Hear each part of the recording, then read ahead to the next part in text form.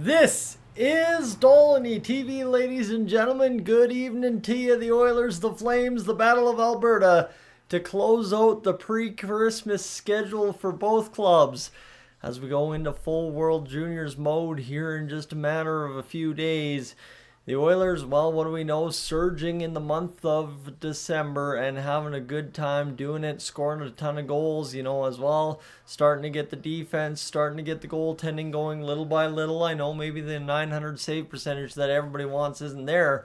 We got to remember we've had 4 different goaltenders win a game in the month of December, which first time in franchise history for everything, and that in itself is a first for sure. So for the Oilers, go in, keep the jets rolling, the boat rolling, whatever you want to say, and just hopefully put the Calgary Flames to sleep here for the Christmas break with a big old victory in our column. So we'll see if that is the case as we roll on the pregame edition here tonight. Want to thank you for being aboard. Of course, if you're watching on the replay, enjoy what might unfold. But for the Oilers, a 7 p.m. puck drop on a Tuesday night right before Christmas Eve. And a game in which, again, a valuable 2 points here keeps the Flames from getting too close to really be comfortable. And as well, it keeps the Oilers going towards the top half of the standings here in the Pacific Division. That much closer by the day, by the game, it appears for the Oilers as we continue along here this month. So as we try to get things rolling for tonight's hockey game, obviously it's a 7 p.m. game on Sportsnet West. I think, if I'm not mistaken, it's televised across Sportsnet tonight starting at 7:30, so they're going to go that way with it, which is not bad. That allows everybody to watch the game. I know the regional restrictions seem to be sliding away a little by little here on the Oilers, Flames, and Canucks out west here in the Sportsnet viewing region, so that's good to see. As obviously, the less blackouts there are, the better for everybody involved. So we are closing in, like I said, on 7 o'clock. It's 6:47 right now as we get closer and closer to this Battle of Alberta. For the Oilers tonight, Connor Ingram will start for the 18-13-6 Edmonton Oilers. Dustin Wolf will get the start for the Flames. Both goaltenders, well, despite Connor Ingram really sporting only 1 start so far this season at the NHL level, sporting pretty similar numbers, really. And 292 goals against average and an 896 for Dustin Wolf. And a 3.0 and an 897 for Connor Ingram. So not really much of a difference there for both goaltenders involved, at least tonight. And obviously whoever comes over on top, probably in terms of saves tonight, will be the goalie that wins the hockey game, unless the Oilers find a way to get stymied by a goalie who's not having a great season here tonight, with Dustin Wolf obviously kind of struggling in this season, despite the Calgary Flames starting to surge back into the win column here over the last few games. Like I said, the Oilers at 18-13-6, but how about those Calgary Flames clawing back to 500 game after game, 15-17-4, and now sitting 7th in the Pacific, but really 3 wins behind the Oilers for at least total wins. So not that far off the pace here, as it looks like that just messed up for some reason. 15-17-4. Dustin Wolf, again, a primary focus of 11 of those wins. Jay Reds, welcome aboard as we get closer and closer to tonight's action. Kicking off, like I said, the Oilers, the Flames, Battle of Alberta. This one, like I said, big one for the Oilers. Again, just keep climbing closer and closer to the top of the standings.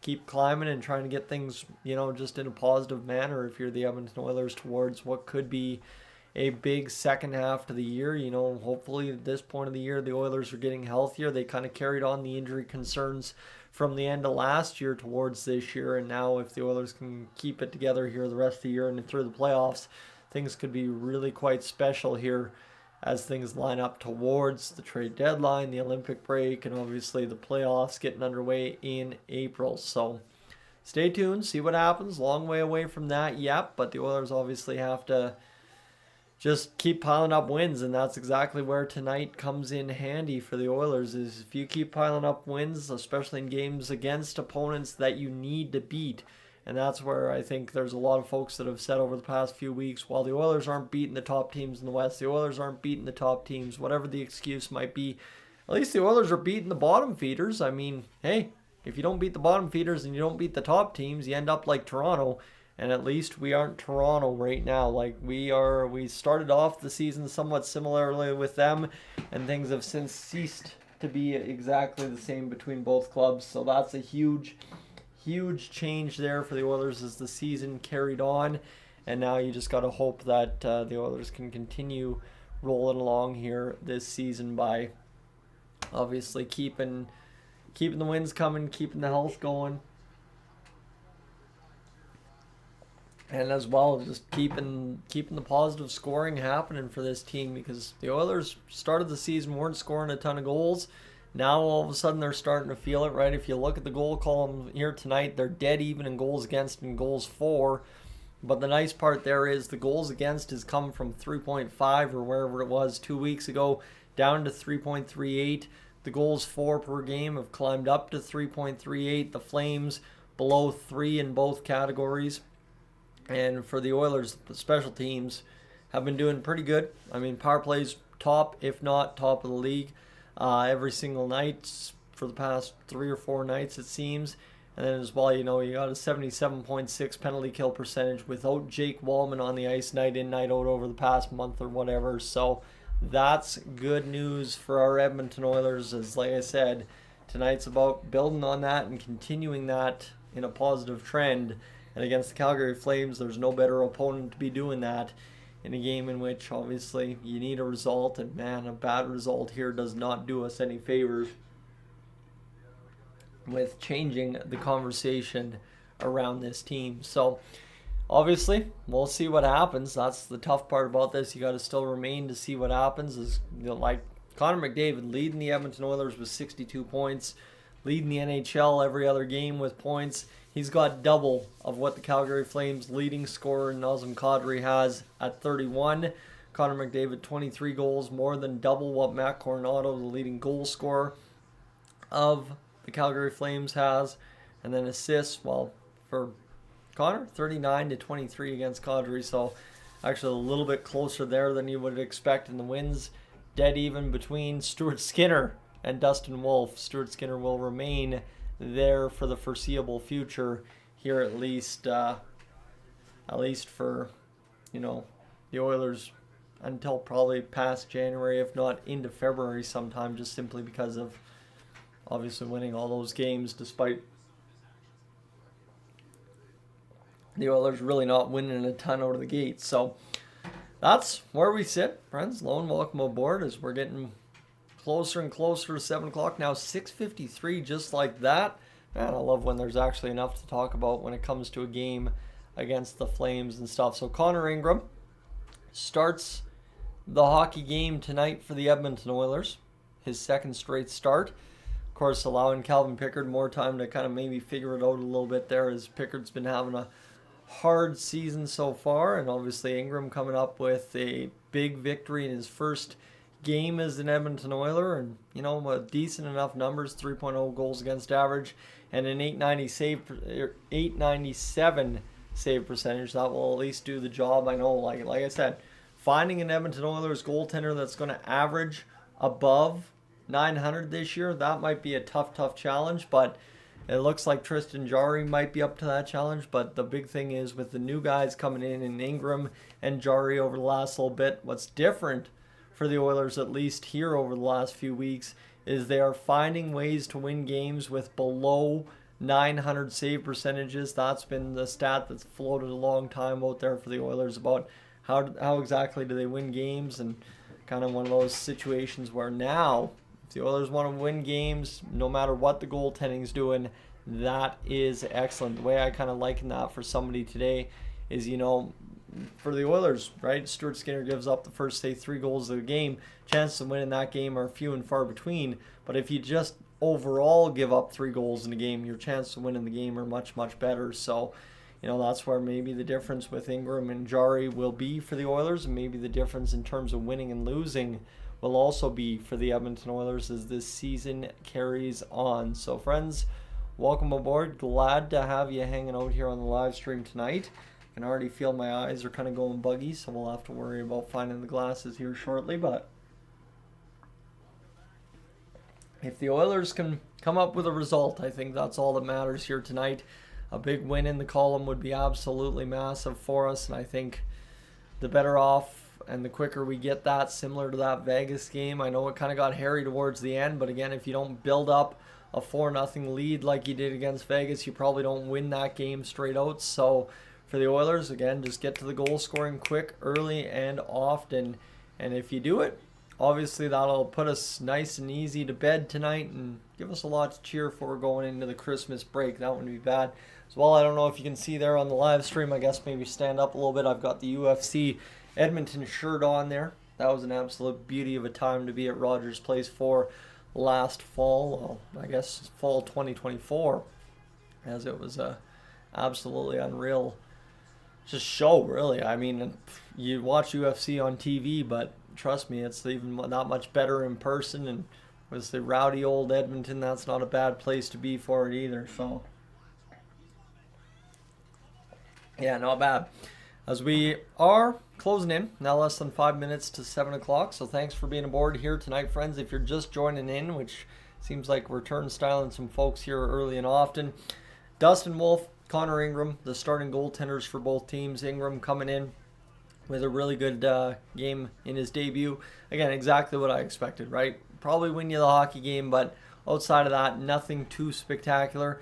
And that is really good in my opinion, right? You don't need Connor Ingram to steal you games. You don't need him to steal the show. You just need him to give you a good enough start to win. 3.0 goals against average, .897 save percentage. That is good enough to get the job done in my estimation. And that for the Oilers was the other night against the Vegas Golden Knights. So for Connor Ingram, if he can show up and show out again tonight, I know a lot of folks aren't too happy with, Pickard not starting again. I think Pickard's earned the right to have started a game like this, but at the same rate too, I think the Oilers also know they have to use Ingram as much as possible while Jari's out to try and figure out what their situation looks like going into the next month of hockey here when Jari returns. Pickard kind of struggling right now. I don't know what his future exactly holds at the NHL level. Again, I think I've cautioned this all along with Pickard. At some point, the magic beans and magic recipe that he's had to come out of nowhere at the point of his career he did was going to run out or at least run dry for a little bit, and it seems like it has at this point this season. So hopefully for him, just a few nights off and a new guy coming in and some new friends in tow lets him kind of revitalize himself and get back to regular form. And at the end of the day, if the Oilers have to carry 3 goalies throughout, the month of January, I don't think that's necessarily the worst thing either, is just kind of keep giving teams different looks. And the Oilers famously carried 3 goalies there for a little while in 05-06, so that's an option there as well. So we'll see obviously how that all breaks down. But friends, we're closing in on the 7 o'clock hour now.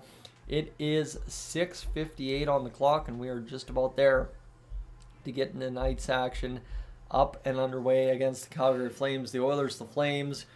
I see there's one lonely vote there for the Flames, and you see how it's spelt in the poll. If you haven't already gone and thrown a vote in the poll at the top of the stream chat, make sure to do that. And as well, if you haven't left a like yet on the stream, make sure to do that. We're just about to close in here on 10 likes. Tonight's kind of the big night. I'll have one last push here on the Oilers streams, and then it's all World Juniors as we push towards 20,000 subscribers on Dolynny TV tonight, looking to get over 18,500. We're sitting right at about 18,493, so we're going to try and hit that up tonight as the night rolls on, and then that's really it. That's all. So let's see what happens, obviously, as things get going for the Oilers, who, need a victory against the Calgary Flames tonight. And 7 o'clock's going to prove big for the Oilers as the Christmas holidays begin. And obviously as well, the front half of the season, or the unofficial front half of the season, comes to an end in this part of the year where we're 18, 13, and 6. So, you've played 37 games. By the end of it, you can play 38 and have 19 wins out of 38 games. That's not bad. It's not bad at all. You've got a 500 win percentage straight up, plus the extra 6 points thanks to the OT and shootout losses. So there's some benefits here for the Oilers if you win tonight's game and really go into the holiday break with a special finish to what has been an up and down and weird year, but all of a sudden salvaged with a victory in a good month of December so far, a victory tonight in a good month of December so far. So the Oilers, like I said, get to the goal scoring, get to it often, and get the job done. As we welcome into Rogers Place, Gene Principe has got us live here in a matter of moments. Epiphany, welcome in as well. As the Oilers are going to hunt down from the capital of Alberta, the great city of Edmonton. Nah, I mean, Edmonton, I guess, friends, if you've never really visited Calgary and gone around Calgary, Calgary is a lot more, it feels like, of a modern city than the old brick that is Edmonton. But Gene Principe is going to entertain us instead with Santa Claus outfit on and celebrating kids in front of us here. Asking them what they want for Christmas as old Gene Principe are walking in there and getting the old job done here on the microphone tonight. The beard hair is tangling up in the microphone. Oh boy, this is classic, absolutely classic. Gene Principe, and talking about classic, well, Connor McDavid, 26 points in a 10-game point streak, and if you've watched him do what he's done the past 10 games, you'd know there is not much more to his game than that, except for every night there is. So, beautiful part from our man Connor McDavid as we continue towards this game and obviously continue towards the Christmas break with one last game tonight. The Oilers win while they finish first or tied for first at the end of the night if they can find a way to win this evening in regulation. And all of a sudden tonight against the Anaheim Ducks, well, if the Ducks lose, I think the math is the Oilers can pole vault them for sole possession of first place. If the Ducks just kind of whatever, I guess that's kind of where we're at. Actually, I should double check that because I don't think I understood what Gene was saying. Actually, it's because of the Vegas Golden Knights. Never mind the Vegas Golden Knights. If they win, that's where it comes into. So, as we go to see what happens for the Oilers with the Flames coming to town 10-5 in their last 15 games. Did I read that right for them? The 6-2-0 record for the Calgary Flames, streaking here over the last 8, 3.88 goals for per game, plus 10 goal differential, 81% on the penalty kill. So that's where you got the power play and the power kill for the Calgary Flames and the Edmonton Oilers. Who will come out on top? That is going to be the question to be answered here this evening, as the Oilers and Flames really have to show up and show out if they want to beat each other tonight. I think it'll be a little bit of a different game than the season opener. I think that can be assured. And for the Oilers, they really have to, like I said, just put the pedal to the metal, score a bunch of goals against the Flames early on here tonight, and get the job done against a team that, hey, they're on the rise too. Like, the Calgary Flames aren't the chumps of the bottom of the Pacific anymore. They've got the Jets rolling here, and they're going to try and climb the standings in January like we did in December. So, Connor Ingram, it's his task to stop the Flames at all odds tonight. And obviously what he did against the Vegas Golden Knights was pretty solid. Now the problem is following that up, and Oilers goaltending, other than Tristan Jarry, has had a problem doing that all season long. So we'll see how it all shakes out here for Connor Ingram and the Edmonton Oilers here tonight. Obviously a big effort from Ingram and the defense at the end of last game to really shut down Vegas, get in some lanes, make some saves, and stop things from getting out of control. So tonight, can you stop the Flames early, and can you stop the attack late where the Flames, if we let them hang around, could be pushing to try and make this one interesting at the end, just like Vegas did. So for the Oilers, just go out there, score a bunch of goals, don't take your foot off the gas. And again, Vegas got better as that game went on. I think that's fair to say. But again, tonight for the Oilers, just keep being as good as you are in this first period if you light up the Flames in periods 2 and 3. And that should really allow us to get going to where we're rolling by the end of the night. And yeah, first place on the line here tonight if the Oilers have themselves an evening. So that's a nice welcome place to be at the Christmas break. I'll tell you that much, considering how everything was so up and down for this team all throughout this year so far. I know the Pacific's really not been a division you've been out of at the worst of times yet this season, so I know it's maybe not as bad and dire as I make it sound about climbing all the way to first, but really, it's an impressive feat. It's a really impressive situation for the Oilers that every single year here they continue to fall behind in the months of October and November and continue to climb out of it no problemo at all. As Connor Ingram in the new alternate jerseys, yes, you betcha.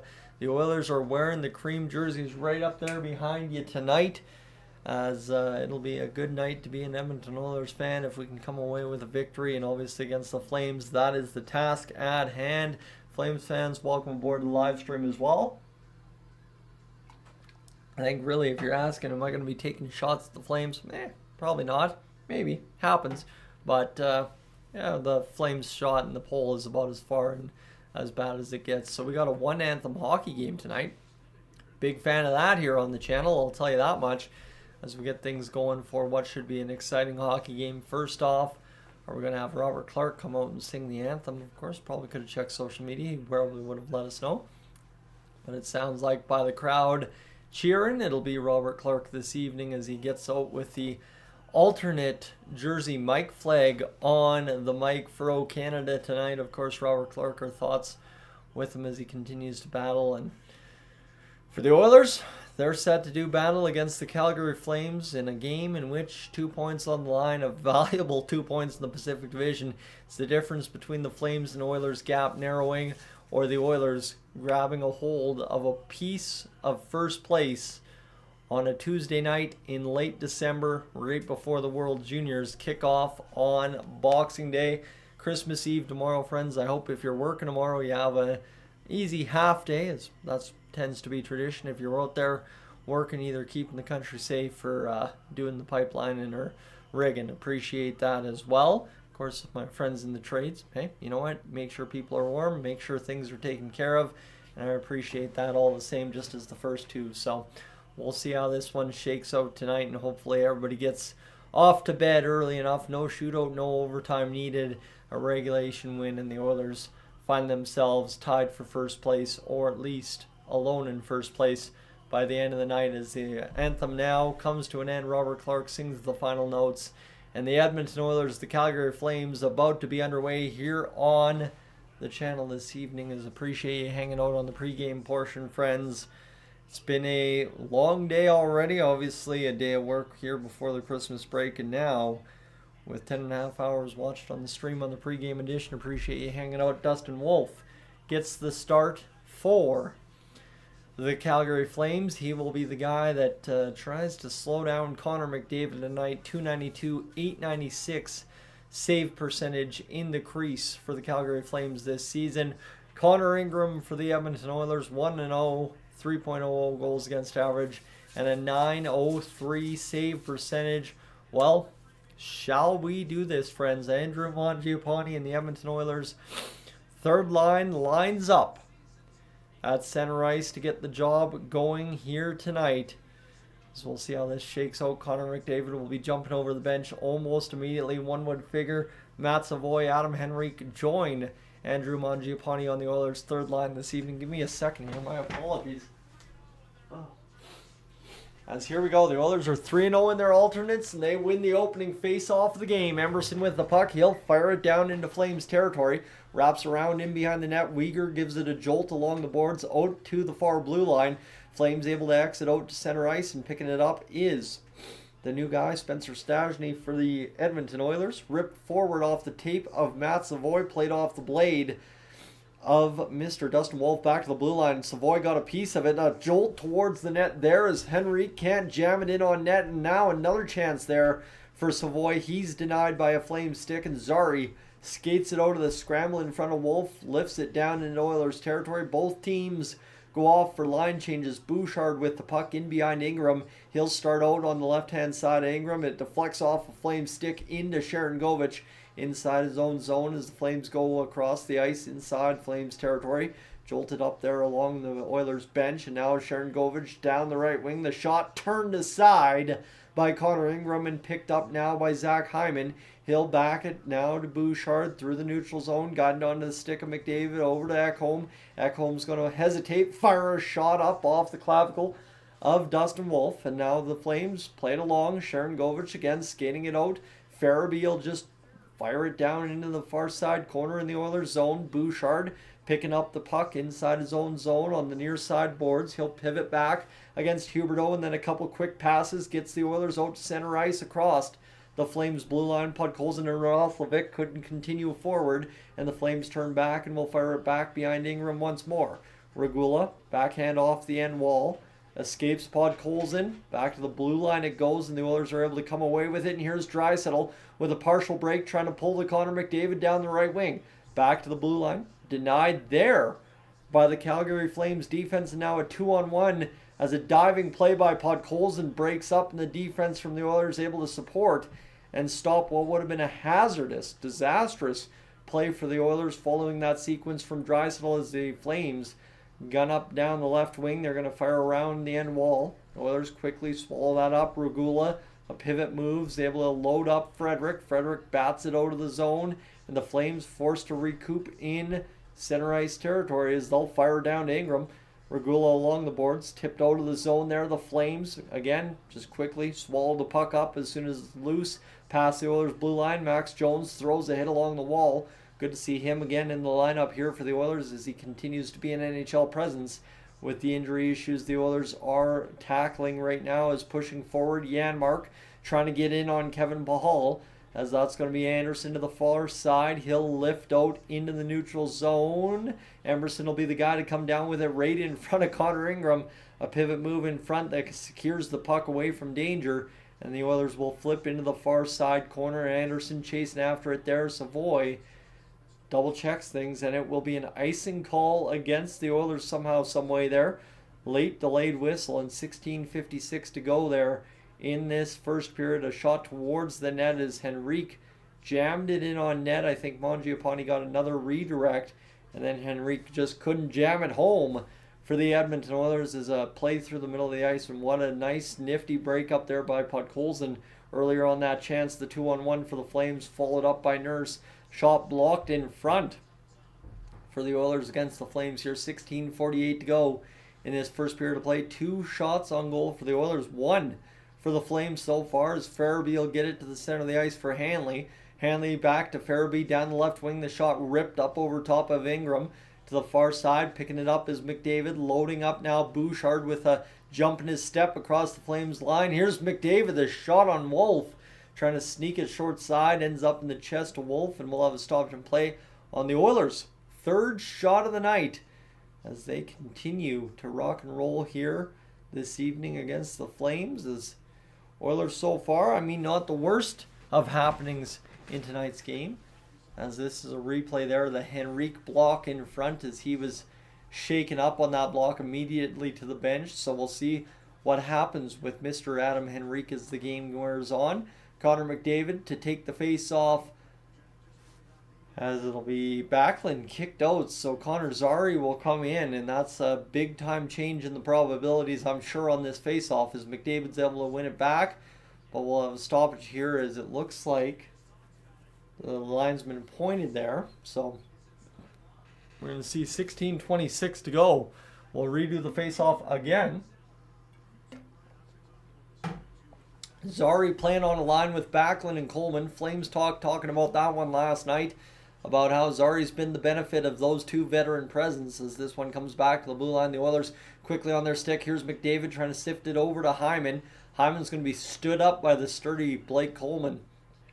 And the Flames will start back the other way as Pahal across to Zary, back to Backlund, and now to the far side. An open pass there by Backlund, just kind of retreating on the line change. Turnover right in front. Coleman overpasses it all alone in front, trying to find Zary, and instead turns it over to the Oilers as Bouchard's able to come up with it for Hyman. Back up the middle now, carrying forward is Nugent Hopkins. The flip into the near side corner camera view as it'll backhand over to Anderson and pinball around the Flames zone a few times.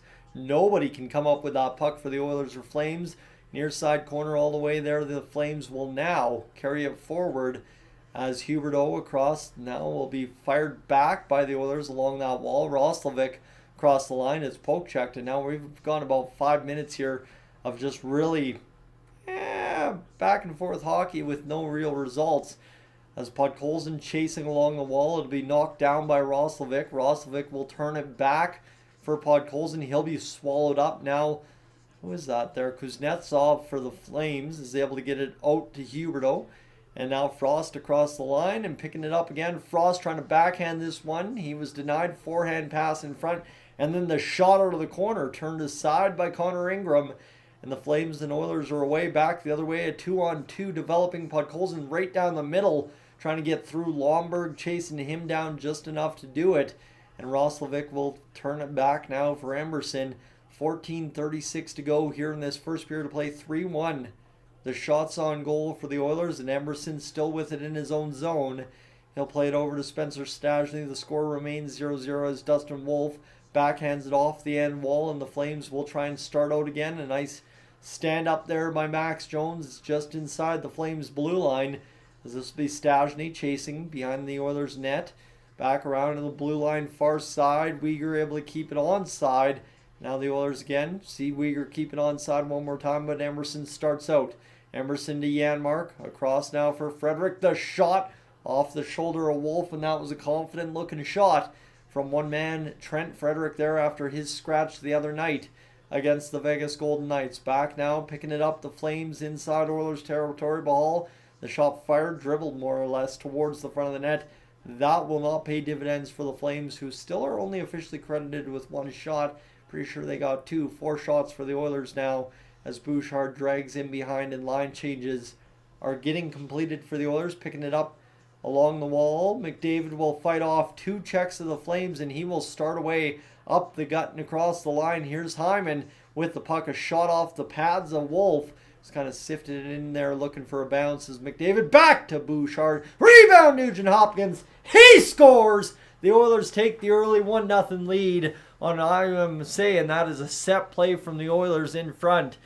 Get a McDavid pass out of the corner. Shot from Bouchard right dead center of the ice. And the rebound free for the taking for the Oilers in front. Nugent Hopkins makes it 1-0. So Nugent Hopkins, who's having a heck of a year, benefiting from once again playing with McDavid and Zach Hyman. But that is as set of a play as it's going to get, as Nugent Hopkins waited on the one side of Wolf, kind of out of his vision, then came right in front and stole that puck away from the free space. Tucked it home on Wolf, and just like that, it's 1-0 here for the Edmonton Oilers this evening. So 13-12 in this first period of play. Stastny will bounce it off the boards. 11th goal this season for Ryan Nugent-Hopkins, who you got to remember missed a ton of time this year due to injury. McDavid's point streak now at 11 games. The Flames flip it inside Oilers territory. Bouchard closing in on 30 assists. And the Oilers coming back the other way here as Nurse will fire it inside Flames territory. And they're going to rule that an icing call. Okay. All right. Don't mind that. As it continues to get closer and closer to the midway mark of this first period, the Oilers striking first, 6 shots into the game. They're able to get that goal that makes it 1-0. And now all of a sudden, what's going to happen here for the Oilers if they can keep the floodgates going? 31 points in 29 games for Ryan Nugent-Hopkins, a total of 11 goals. And just think if Hyman had been in the lineup from game 1 of the season, where we'd be at this point. Here's Coronado, the shot through traffic. Flutters up and out of play. 12:43 to go here in this first. And it looks like we're going to have ourselves a commercial break, friends. If you're enjoying the live stream so far, thanks for being aboard here on Dolynny TV. I strongly encourage you to hit that subscribe button.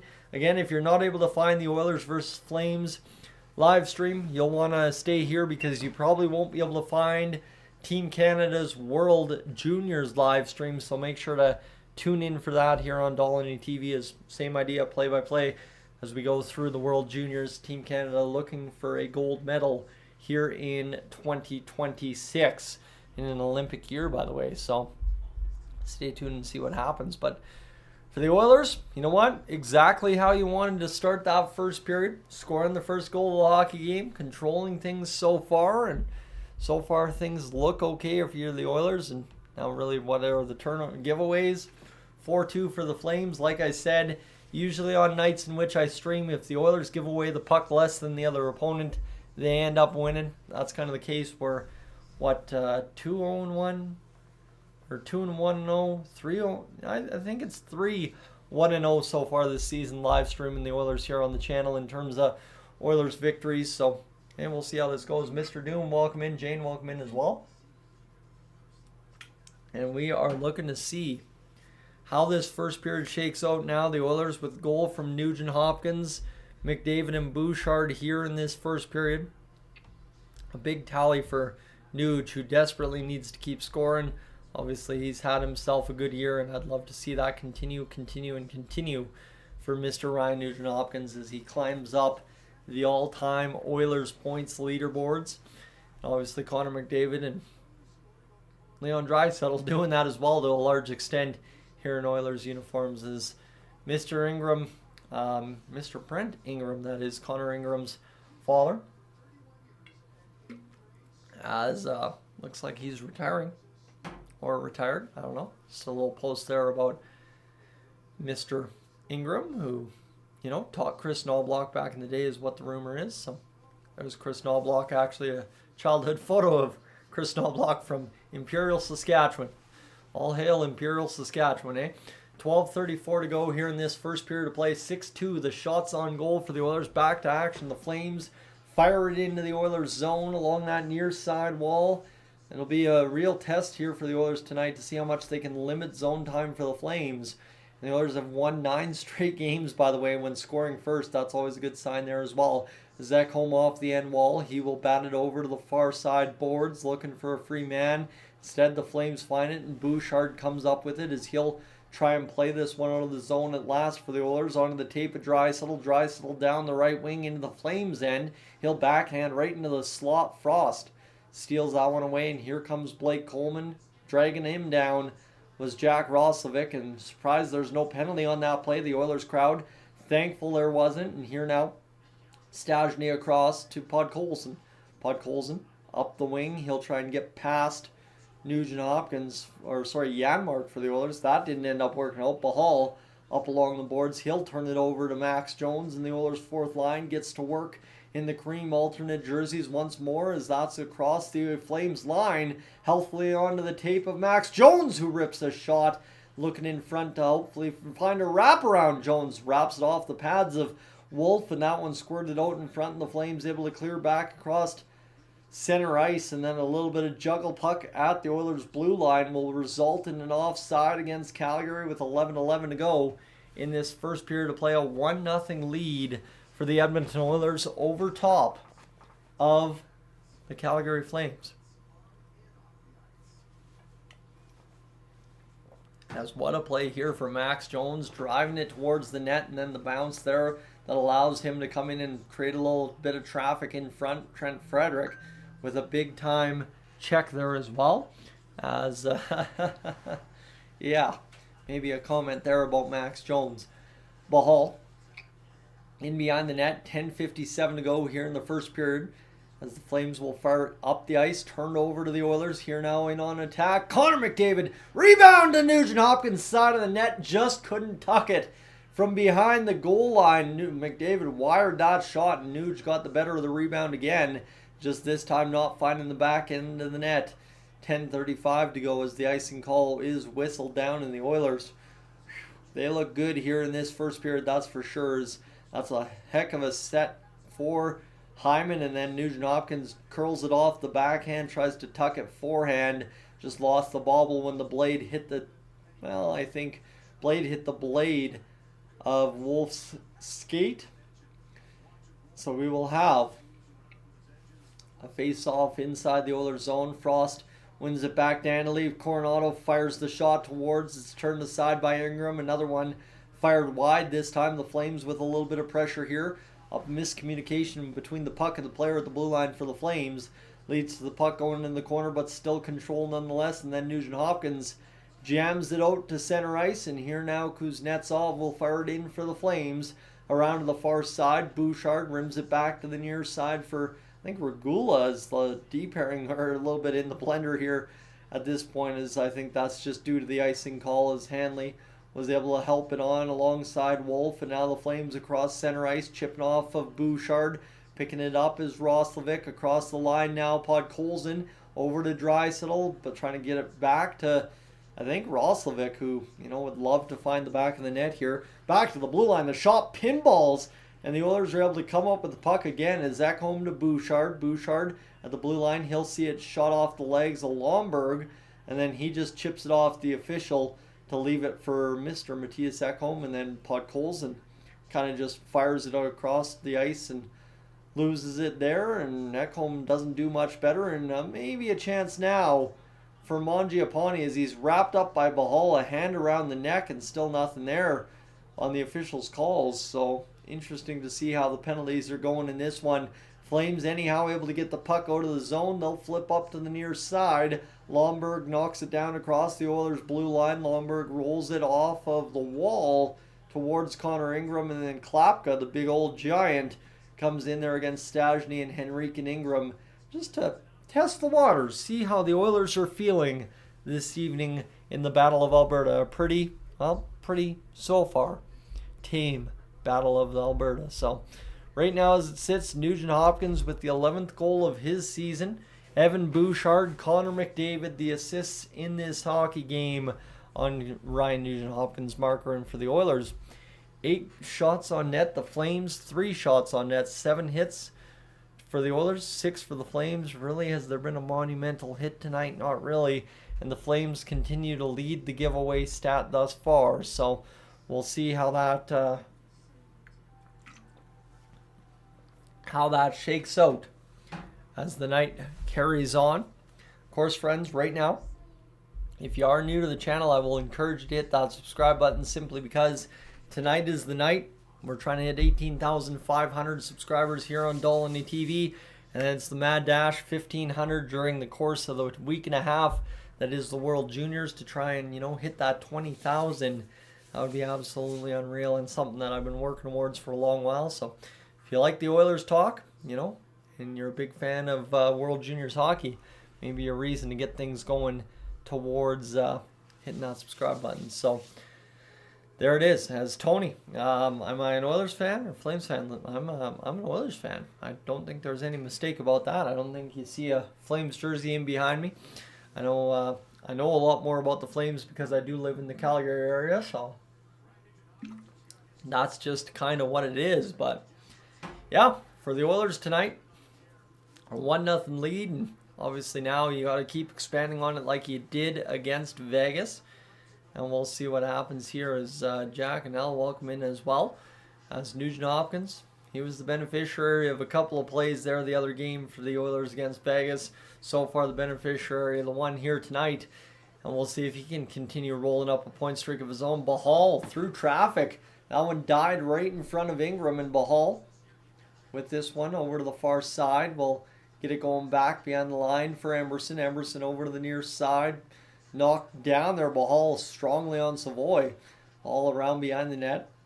Looking towards the far side. Boards for Rasmus Anderson, who's on a heater himself. He's having a heck of a year according to Flames Radio, as Henrique along the wall. 8:30 to go here in this first period of play. Along the wall, Mangiapane lifts up now for Henrique. Henrique will fire the shot in on Wolf. Wolf will just chip it over to the near side boards. Backlund picking it up. He's going to try and gun it up here for Farabee. The save by Ingram, and the quick cover there as the Flames get a few chances here in the last minute or so of hockey and double their shot total just like that. And so far, Connor Ingram, well, with 2 shots in that sequence and obviously 4 on the game, still no chinks in the armor here tonight. So we'll see what happens as Zach Hyman, since being reunited with McDavid and Nugent Hopkins, 10 games, 8 points or 8 goals. I don't know what it was, but 7 goals last 7 games. The hat trick December 11th versus Detroit. It's been a great start to the year for Mr. Zach Hyman, and obviously a very delayed start to the year for Zach Hyman 8:05 to go here in this first period of play. As the Oilers scramble it up a little bit inside their zone. Picking it up now, Regula. On the pass from Nurse. Regula will go along the wall for Hyman. Hyman will see Kuznetsov. Fire it back for Farabee to knock down. Farabee over top of the head of Regula. Battling along the wall. Sharon Govich able to get it there for the Flames. Regula wins the battle back. And now Hyman will start out to center ice. Weegar up the middle of the ice. Tipped away from Farabee. And again, this little bit of chuck-a-puck back and forth starts happening here for the Oilers and Flames once more with 7:27 to go here in this first period of play. Back along the wall here, Hyman is going to be taken into the boards. Here's McDavid darting in on the attack. Back to the blue line for Emerson. McDavid back along that near side wall. Back into the corner he goes, trying to fight off Kuznetsov, who wins it from him. Hyman steals it immediately. Hyman tries to feed it in front. Max Jones down in a heap side of the net. Now Max Jones in front. Hyman denied by the toe of Wolf. Agile as they come, Dustin Wolf is. And he denies Zach Hyman with an absolute beauty of a toe save there. As Max Jones will come now for Ty Emerson. Emerson along the end wall. 6:45 to go in this first period of play. Frederick getting things going. 1-0 the lead for the Edmonton Oilers. Off the wall, back to the blue line. The Flames pick up. They will chip over to Bahal, who will play a ton of minutes in tonight's hockey game, that's for sure. As the Flames continue to move up ice here across center. Now across to the far side, Beecher gets it towards Klapka, and a shot drifted. I would say drifted is the term towards Ingram. And now all of a sudden we got a scrum developing, and Klapka just took a shot, I think, at Podkolzin, and he's not very impressed with Mr. Vasily Podkolzin, but everybody looks like they will skate away from this one rather unscathed. 6:21 to go here in this first period of play. And Max Jones, what a feed in front there. Kind of pulling backhand to forehand, and then just a great denial there by Dustin Wolf. More pad than toe, like I was giving him credit for, but still a heck of a save nonetheless. And the Oilers remain 1-0 on the game, as trying to elevate that was Zach Hyman on that Dustin Wolf chance. Just couldn't quite do it. Now 6:21 to go here in this first period. Leon Draisaitl will take the face-off against Kadri for the time being until he's waved out, and in comes Vasily Podkolzin, who's probably taken more face-offs in his career than he thought he ever would. The Oilers will try and gun up through the middle of the ice. That's cut off by the Flames. Blue line defense just outside the Oilers zone. Chipping it back in is Kadri as he'll go across near side for Bouchard. Bouchard will see the Oilers lift out of the zone on a couple of passes, and now Roslovic with a nifty pickup will be able to pivot to the far side blue line and fire around near side for Draisaitl, helping it along to Bouchard. Back to Draisaitl. It goes behind the net. Podkolzin trying to win this one here. Roslovic back to the blue line for Bouchard. Bouchard over to Draisaitl. Draisaitl will pick it up and fire it towards Ekholm. He couldn't do it there. And now this one's going to be shot back in by Matthias Ekholm. 5:36 to go in this first period of play. As it'll be across now, picked up by Stastny. Stastny across to the far side. Mangiapane. Now he's got Savoy. Savoy darts across the Flames line. He's going to battle back in the near side, picking it up Bahal. Ball will go across for the far-sided Klapka, and he will just see it knocked away by Darnell Nurse, and Mangiapane and Bahal tied up here. The Oilers turn over the puck. Mangiapane gets turfed, and then Bahal, well, because Mangiapane was on the deck, gets the better of that battle, and he's able to flip it down the length of the ice. No icing there. Stastny looking good in the alternate jerseys with 4:55 to go in this first period. Has the puck in behind his net. Wouldn't be surprising if Mangiapane, dusted somebody up for a roughing call tonight. As Nurse off the boards, the Flames back in possession. Hanley with the puck near side his own blue line, fires it into Oilers territory. A little bit of a while since a shot here in this one now, as we just keep going back and forth. And now McDavid senses that he's got pressure up ice with Nurse and Hyman. McDavid blows a tire and then stumbles again. And now coming back the other way, Zari across the line, battled by Bouchard, and Bouchard seals him right out of the front of the net. What a play there by Bouchard. Those are the defensive plays he does not get enough credit for. And now Hyman will go to the far side for Nugent Hopkins. Back to the blue line. Weegar to the far side. Weegar at the blue line. The shot through traffic. maybe a tip in front. It's 1-1. The Flames have scored just like that. So I think Connor Zary just got his name mentioned.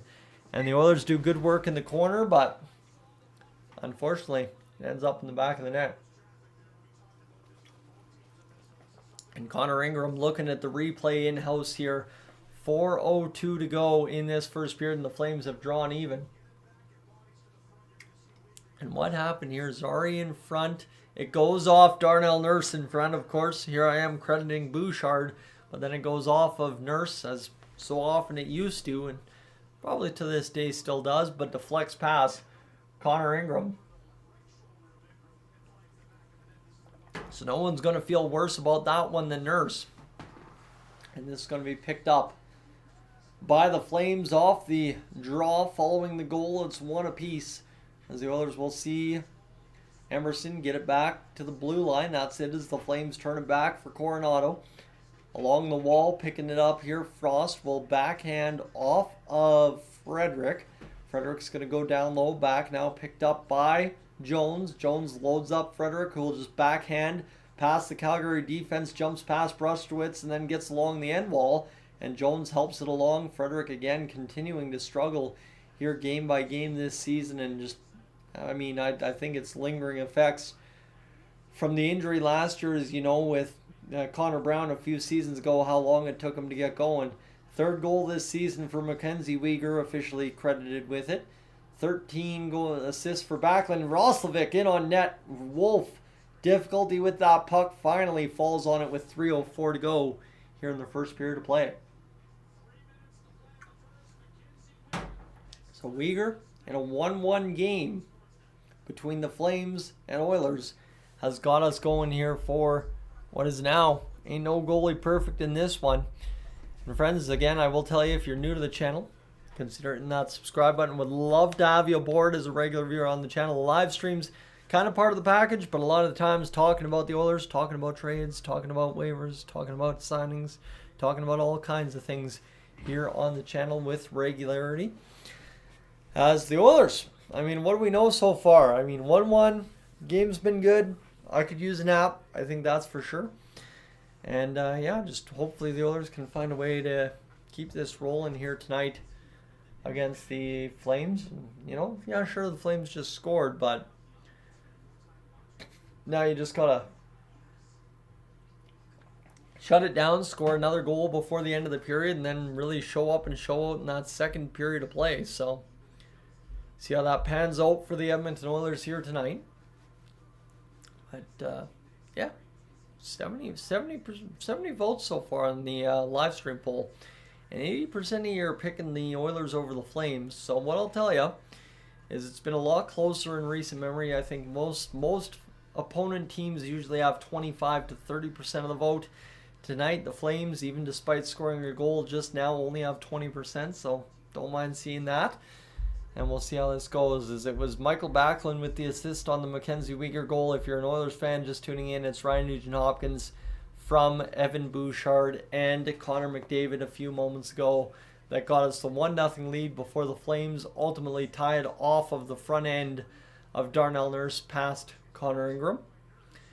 And now you got goals last 15 games. Farabee with 7, Backlund with 6, Frost, Coronado with 5, Sharangovich, Kadri with 4, Anderson, Zary, Coleman, Huberdeau 3, Kuznetsov, Weegar, Lomberg 2, Ball, and Kolopka with 1 apiece. So here we go, 1-1, 11-5 the shots on goal for the Edmonton Oilers here. 3 minutes to go in this first period of play. Puck's out to center ice across the line here. Coleman's going to bleed it to Evan Bouchard. Now Coleman with the puck again, fires it off the glove of Ingram, who ultimately, when that puck ended up in the air twice, had to fall on it, and the Flames get another shot out of the deal as they continue to roll up and, well, pressure on Connor Ingram. And it looks like we're going to have a penalty upcoming here. So the Oilers will go to the penalty kill. Vasily Podkolzin to the box for holding on Blake Coleman. Somehow, I guess he held him down with the arm around the hips, so I get that. I guess it's a fair enough call and more or less a hook there, but they call it a hold with the hand on the hip at the same time. And now the Flames getting the draw underway. Stastny out there killing penalties alongside Ty Emberson. $1:50 to go here in this power play for the Flames as things scramble up along the corner. Coronado over to the far side. Ingram with a huge diving save. The rebound comes out to the blue line, blocked on the point shot. 2:27 remains in this first period of play. Picking it back to the blue line. Rasmus Andersson over to the far side. Kadri down low to, I believe, Coronado. Back to Rasmus Andersson. Over to Kadri. The shot blocked in front by Ty Emberson, who did nothing but eat that puck. And then the pass eludes everybody at the blue line there for the Flames. Across the line now. Huberdeau onside. The shot for Coronado goes wide. And the Oilers are able to pick this one up. Here comes Connor McDavid speeding in against Rasmus Andersson. McDavid in on net. Drew a penalty. And he's still got possession of the puck here. He's going to load up Nugent Hopkins. Nugent in on net. Flips it in on Wolf, who denies it. But we will have 4-on-4 for the next 56 seconds to close out this period. And then an Oilers power play to finish it up as Connor McDavid draws the power play on Rasmus Andersson. As McDavid goes skating alongside the ref to make sure he understands what happened there, what went wrong, what went right. And Connor Ingram with a heck of a save there. And then, of course, McDavid speeding in the slash on Rasmus Andersson and on the hands on McDavid, really just more or less saving a goal at the end of the day. And McDavid may be saying, hey, that was a clear breakaway, bud. Why am I not getting the penalty shot there? As Andersson goes to the box for slashing nonetheless with $1:46 to go in this first period of play. So now the Oilers try to get things going. It'll be Roslovic and Savoy. 4-on-4 here for the Oilers, setting up the power play guys to get a little bit of extra, rest going into this next shift. Once the 4-on-4 expires, as Roslovic lost the face-off, now loading up the Flames will try to find a spot up ice. Weegar looking. He'll find Backlund. Backlund across the Oilers line. He skates to the center of the ice. Shot fired from distance off the goal post, and then Ingram makes the save. Wow. Connor Ingram bailing out here. Absolutely doing his job so far in this one. Yes, I know he's let a goal past him, but so far so good for one man, Connor Ingram, who's been tested pretty fairly heavily by the Calgary Flames on some odd bounces so far, as Backlund got that one through traffic off the post, off the back end of Ingram. And then it's a jump with the glove to keep that one out of the net. Scored 2 goals in back-to-back games, first time in career for Michael Backlund. He's played a long while, and that's the first time in his career he's done that. That's wild. As this is a play now to center ice, the Oilers will try to load it up as McDavid, a little bit of deception over to Draisaitl. Draisaitl across the Flames blue line onto the tape of McDavid. Prime shooting location. Just can't whistle it short side on Dustin Wolf, who covers and holds with 16 seconds to go on the 4-on-4. The Oilers will have 50 seconds of power play time to close out this first period of play, and then 14 seconds here in this second period upcoming. 16 seconds to go on the 4-on-4. Patrick, welcome into the stream. As here coming back the other way, Mackenzie Weegar skating forward. He's going to see Coleman across the line. It'll be tipped out there. Now McDavid's got Draisaitl in flight. Draisaitl down the right wing. Draisaitl across the line, back to the blue line. The shot squirts free, and Wolf, just like Ingram a second ago, had to cover up that puck with a minute to go on the power play. Just like that, the Oilers are going to see what they can do here. As the power play in the NHL operating a 1-for-3 tally right now, 33.3%. And the Oilers power play has been rather solid. As this one's going to be back to the blue line. McDavid forks it over to Bouchard. The shot through traffic, drifts in front. Nuge, of course, the man looking in front. He's been scoring the rebound goals over Hyman this year. It feels like, at least over the past little bit. As here's Bouchard collecting inside the neutral zone. He'll lead back there for McDavid. McDavid's going to dart across the line, rather uncontested over far side for Nugent Hopkins. Bouncing it off the boards, McDavid. Down low, the tip play in front. Draisaitl's off the schneid. It is 2-1 for the Edmonton Oilers from the office. Draisaitl, a little closer than normal, scores the 2-1 goal with 16.8 on the clock and some nifty work in front of the net from the Oilers, knowing Draisaitl was crashing down the wing from the dot to score that goal. And Bouchard, nice little play there to set a pick on Farabee, and then McDavid over to Nugent Hopkins. Back to McDavid, down low to Hyman, across to Draisaitl from the spot, you know it. Leon scores to make it 2-1. And Zach Hyman, how about that pass through traffic in front? That is a beauty from Hyman to pick up another point.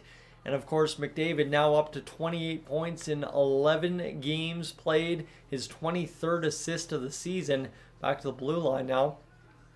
As this will go to the far side. I don't think that's correct. Should that say 43rd? I think that, what would that say? Not 23rd. Oh, now we got some jostling here. Henriquan's part of Anderson. Pardon me as I try to figure myself out. Everybody clamors in here. Savoy's the smallest guy on the ice, and he's still trying to grab a hold of someone. Ingram's going to skid out of the pile here. He's going to the bench. But Nurse and Ball have a piece of each other. But either which way, for the Oilers and McDavid, it's a good job done nonetheless. And for Connor, I guess that would be assist number 43 of the season, wouldn't it? Or, sorry, 39? I don't know. They screwed that up and screwed up my brain pretty good. As Hyman and McDavid on the power play to Leon Draisaitl, 18th of the year for Leon. And now the Flames and Oilers want a piece of each other at the benches looking at it. They're talking things over here. It's Klapka yammering from the bench. And there you have it, friends. We'll take a break here after the first period to play a 2-1 lead for the Edmonton Oilers. Of course, if you are new to the channel, I want you right now, before you tune out for the intermission, to consider hitting that subscribe button. Make it easy for you to find the live stream on your way back in. And I'll be right back. I'm just going to head upstairs to, get a refill of water, grab a little bite to eat, and get things going. Be right back here. Stay tuned on Dolynny TV.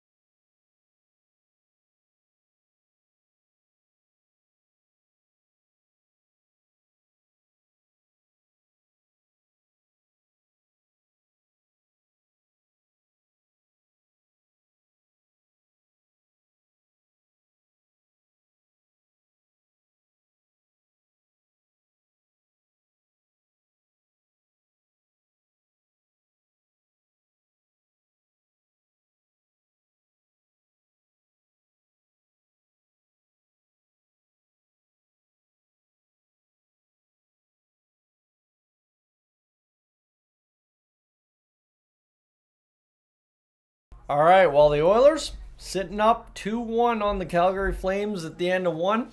A little bit of a skirmish at the end of the first period there. Nothing too major to keep hold of, but could be a sign of things yet to come for this Battle of Alberta as Darnell Nurse. You know, he's a guy who likes to get active in the Battle of Alberta. You know, there's some other guys as well. Klapka would love to mix it up, and then I think there might be some other guys on the Flames that aren't afraid of dropping the gloves, so we'll see how that all shakes out here tonight as the Oilers and Flames. Like I said, it's a 2-1 hockey game, and the Oilers doing a good enough job to be up that 2-1 here after a first period of play. It's Bouchard, McDavid, Nugent Hopkins scoring the goal to open the scoring in this hockey game, and then Mackenzie Weegar on the deflected shot off Darnell Nurse that beats Connor Ingram. And again, Ingram's been solid tonight, but unfortunately one bad bounce is the reason he's got a goal against. And then you have, that big goal from Leon Draisaitl from Zach Hyman and Connor McDavid. So far so good as, the Oilers continue to be up and so far have led or been tied at all points of this hockey game thus far this evening. So hopefully that trend continues. And of course, friends, I would like to invite you as well. The World Juniors are coming up here. Boxing Day. Didn't get a chance to live stream any of the pre-tournament stuff. There was a game tonight, but it was only available on USA Hockey TV, and I didn't feel like paying for that. So here we are instead live streaming the Battle of Alberta, which I think is a pretty decent payoff instead as the Oilers look to get the job done. But definitely continue coming back. Come back throughout the holiday season, as we'll have Christmas off, and then all of a sudden it will be the Battle of Alberta, leading out of the Christmas break. I think again, isn't it? 27th, the Oilers play the Flames, but as well the Team Canada squad for the World Juniors will take things on for the World Juniors in Boxing Day action against Czechia. And then, away we go with what will be a busy next week and a half. And the Oilers will see what they can do in that meantime. And Team Canada tries to win gold in that meantime. So, see how it all shakes out as the season carries on here for the NHL. And ultimately, we're getting that much closer to the Olympics game by game, day by day. And who knows if that's even happening, but just kind of is what it is. Sorry if I keep wiping my nose. It feels like I've got a mustache hair turned around the wrong way and poking up there, so pardon me, I'll fight and battle that until that isn't the case anymore. But for the Oilers, anything to really dislike about that first period? I don't think so.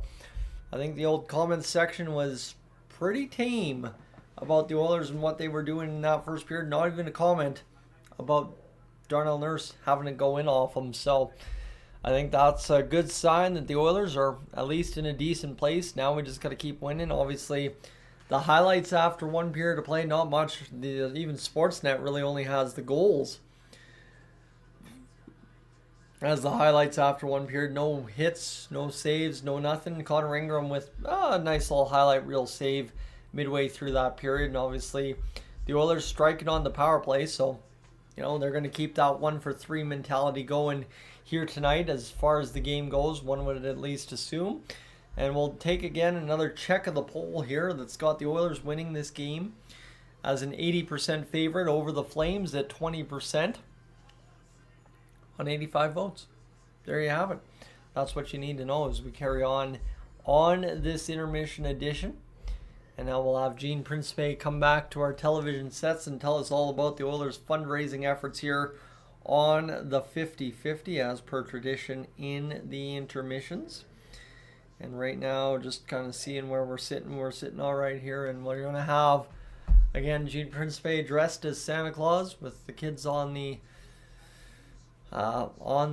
panel here once more as we try to get things going towards, obviously, Christmas in a couple of days. And Oilers fans of all ages celebrating, hopefully, a victory for Christmas here tonight. So Gene Principe talking with things on the panel here with the kids, just kind of getting their takes on Christmas or the Oilers. I'm not entirely sure. I'm talking too loud over top of the TV, so I couldn't tell you what we need to know across the NHL. Maybe we'll check that while we wait for Gene to sort things out here today. as the Pittsburgh Penguins, the lone final earlier today, 6-3 Toronto over top of Pittsburgh again. You might be asking me, what were Stuart Skinner's numbers coming out of that game? Well, Stuart Skinner continues to struggle going to Pittsburgh, and I think it's fair, obviously. Who knows, he probably had to leave his family behind in Edmonton, but it's just a tough story here for a man in Stuart Skinner, who ultimately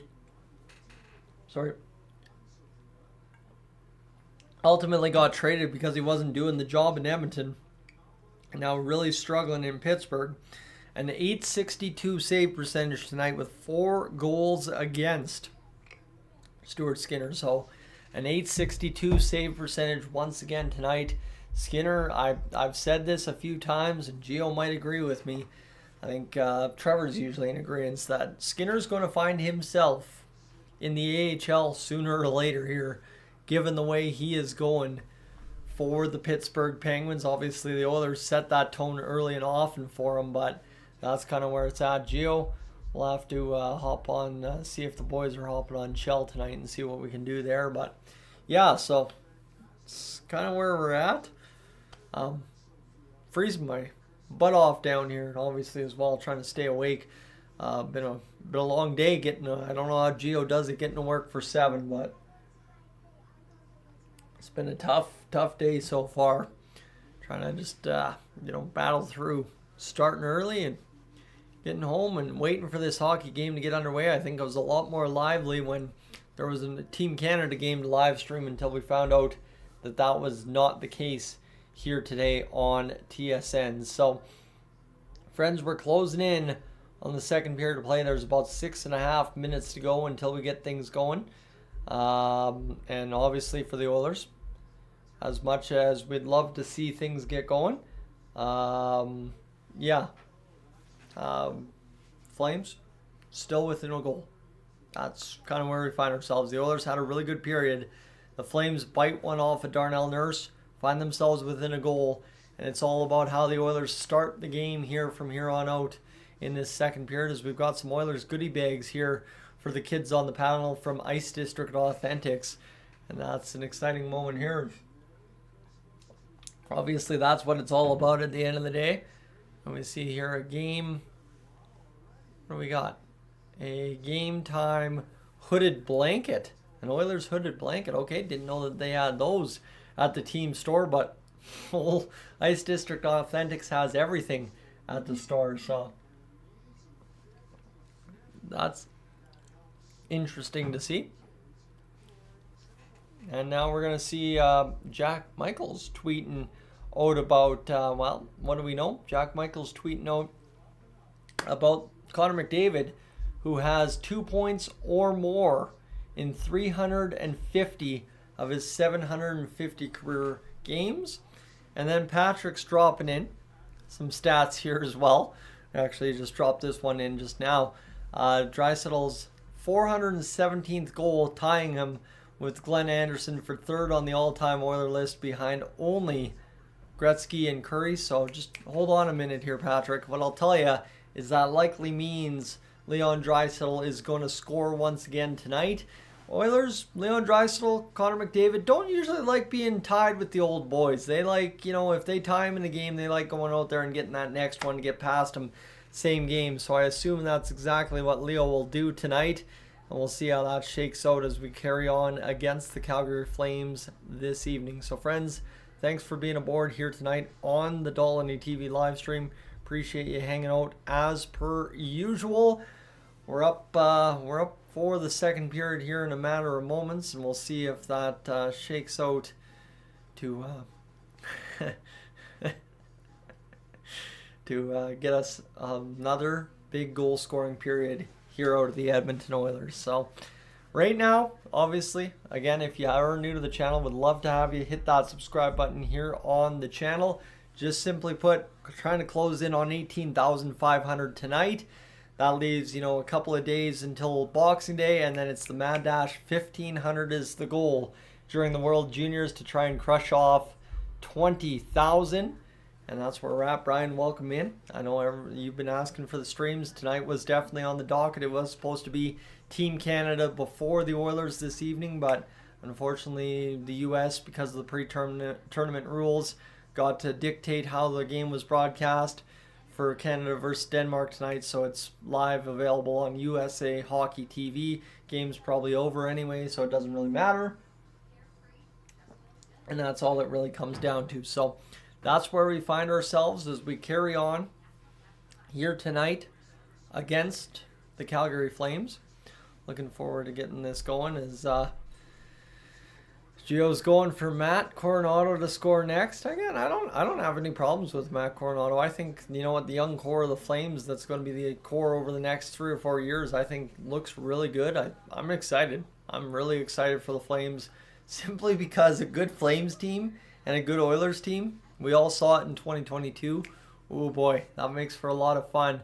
I was out camping for a couple of those games, and my goodness, when the entire campsite, and that's when the old Sportsnet Plus streaming really just became a thing, when the whole campsite is just up in arms every goal, that's pretty incredible. Especially in central Alberta, a place like Rimbey. Ooh.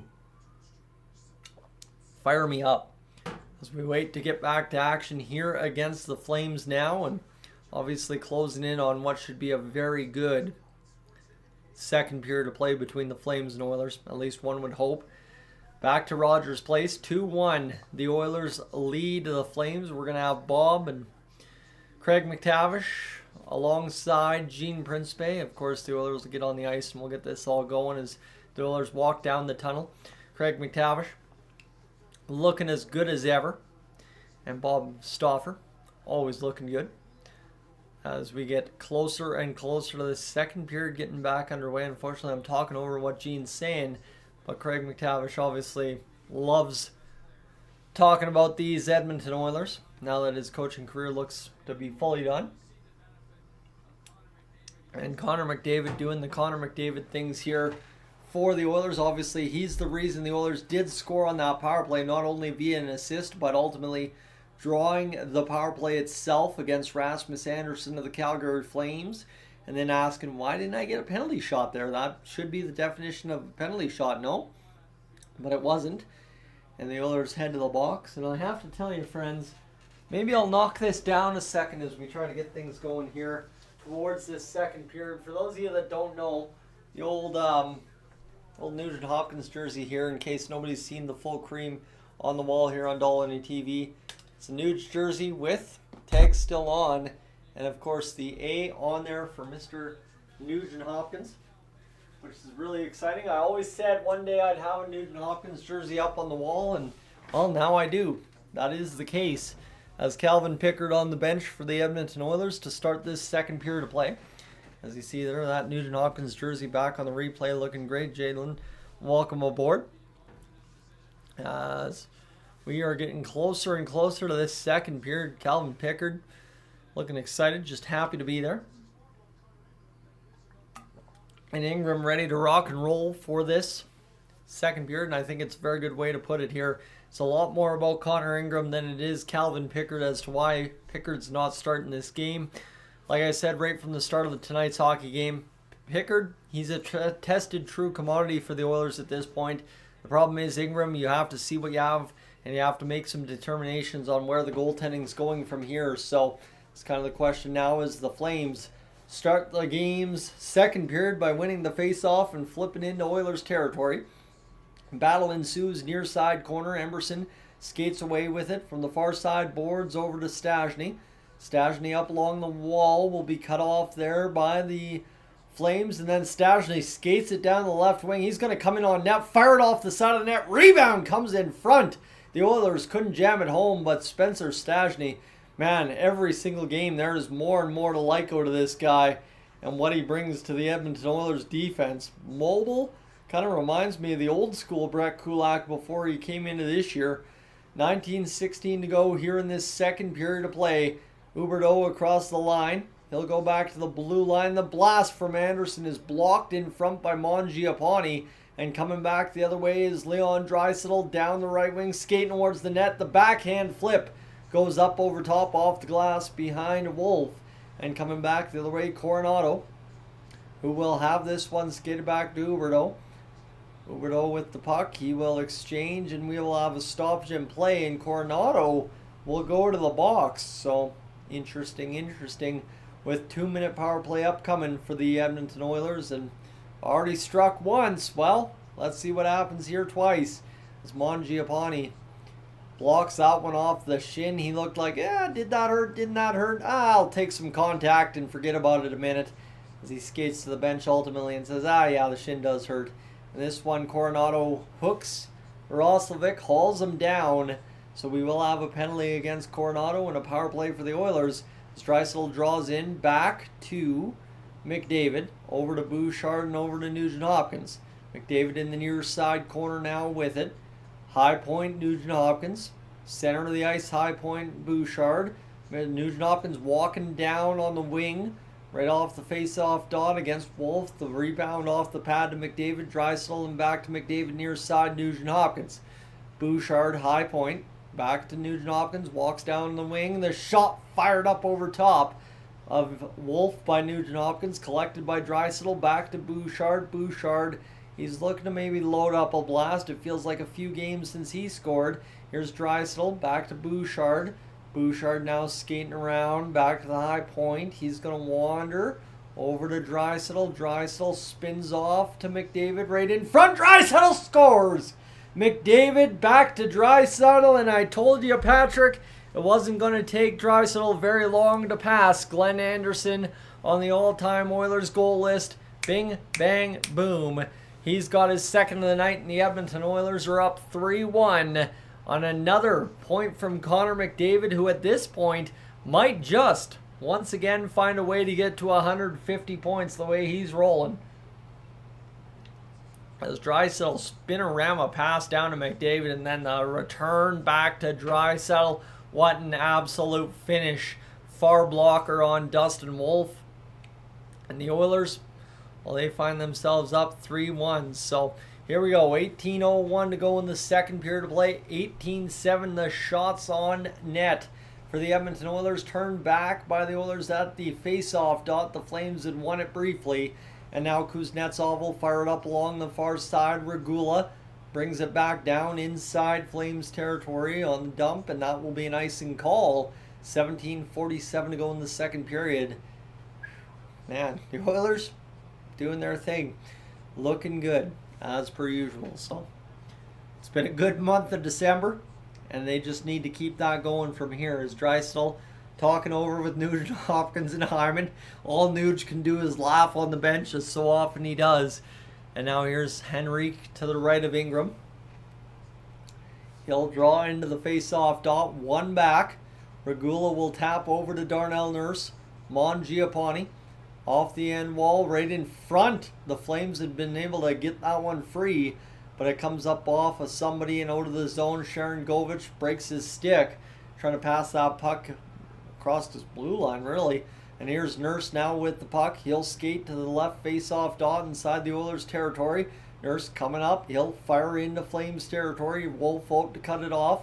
He'll play it to the far side D-man, and a swallow-up play there by Henrique was able to force the Flames to come up the gut. And now Savoy backtracking as it's a 3-on-3 back into the Oilers zone. A shot from the outside, saved by Ingram with 17:03 to go. The clock's still running on Sportsnet, so clock actually should have stopped at 17:04.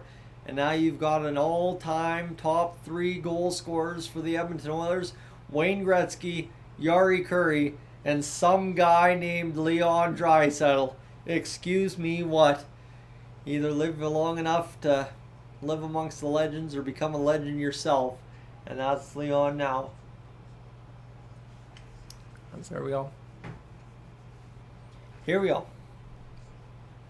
Let's do this. 17 minutes to go in the second period. Draisaitl looks like he might have just been waved out of the face-off dot. The referee over talking things over. It should be 17:04 on the official game clock. That's what we should be seeing. 17:04 is what I caught.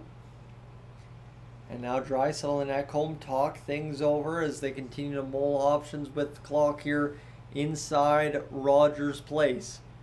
18-8 the shots. That's the big part here for the Oilers. They're scoring once every 6, and the Flames scoring once every 8.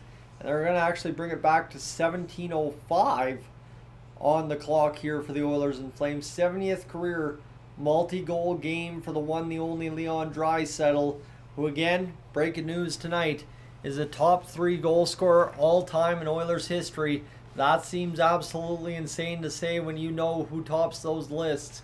But instead, it's Leon Draisaitl and Connor McDavid moving up game by game to the far side across the blue line. Roslovic has poke checked. He'll try to reload here. 19th goal this season for Draisaitl from Bouchard and McDavid. It's Bouchard's 29th assist, I do believe. This one's going to be picked up and fired back across the line. Offside there. 16:31 to go in this second period of play as Weegar picks it up. He'll tap it over, and this will be just carried forward offside. I was going to say, there was no way that play was onside, was it?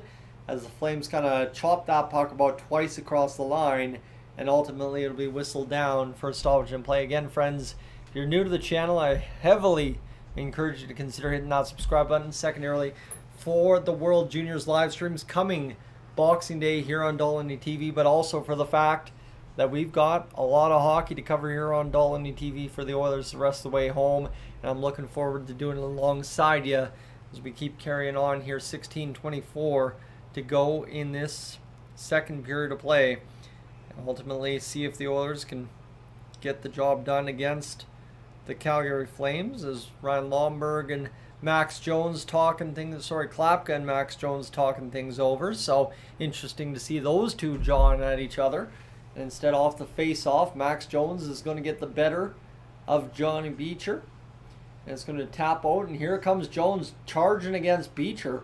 A heck of a chip and charge there from the Oilers, as Jones came from the left wing all the way to the right blue line to come and find that puck, and now Frederick's got to try and free this one up. And this Oilers fourth line, you know, they're guys that aren't afraid to drop the gloves. I know the Oilers don't historically drop the gloves a ton, but Frederick, Janmark, and Jones, all guys who have done it multiple times in the past for the Edmonton Oilers here in, well, the last few seasons. So Frederick, maybe time to get a fight. I know he's still got that cut on his cheek, but maybe time to get it going here. And, you know, Klapka on the bench. The fourth lines will both sit on the bench here. Nothing came of anything. We will have a face-off. One by Coleman. He'll fire down off the end wall. Picking it up is Bouchard. Bouchard will go across to the far side. This one now, Coleman battling this against the wall. Backlund will fire this down deep, and it'll be challenged in front by the Oilers, and the Flames will indeed turn it over. Coleman, the shot towards the net, sticked away by the Oilers, and then again turned over, and it looks like somebody just took the worst of a fall there by the Oilers, and darting in on net was Backlund. Chip in front by Backlund, stopped there, and now Hyman back to his feet after what was possibly interference. McDavid in on net, stonewalled by the defense of the Flames, and then McDavid with a deadly giveaway. But we're going to have a stoppage in play as I think somebody just broke Bahal's stick. I don't know, this Battle of Alberta all of a sudden heating up a little bit. Here's Nurse talking things over with Bahal. And Bahal is going to be escorted to the bench here with 15:15 to go in a power play for the Edmonton Oilers. This Bahal will be thrown over the boards back into the bench, and I don't know who got the penalty here. Anderson coming over to talk things with the referees. Gord Dwyer and Cody Beach, the referees, by the way, tonight for the Edmonton Oilers and Calgary Flames. And Draisaitl skirts on by. Is Gord Dwyer about to announce the power play here?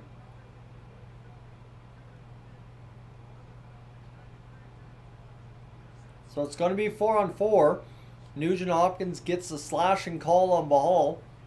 So he will break the stick and sit for 2, and Connor Zary goes off for hooking. And a 2-minute 4-on-4 as Draisaitl and McDavid look to light up McDavid's 4th point of the night. McDavid about to find possibly his 4th assist of this hockey game. Absolutely unreal. McDavid, Bouchard, Two assists combined on 2 goals.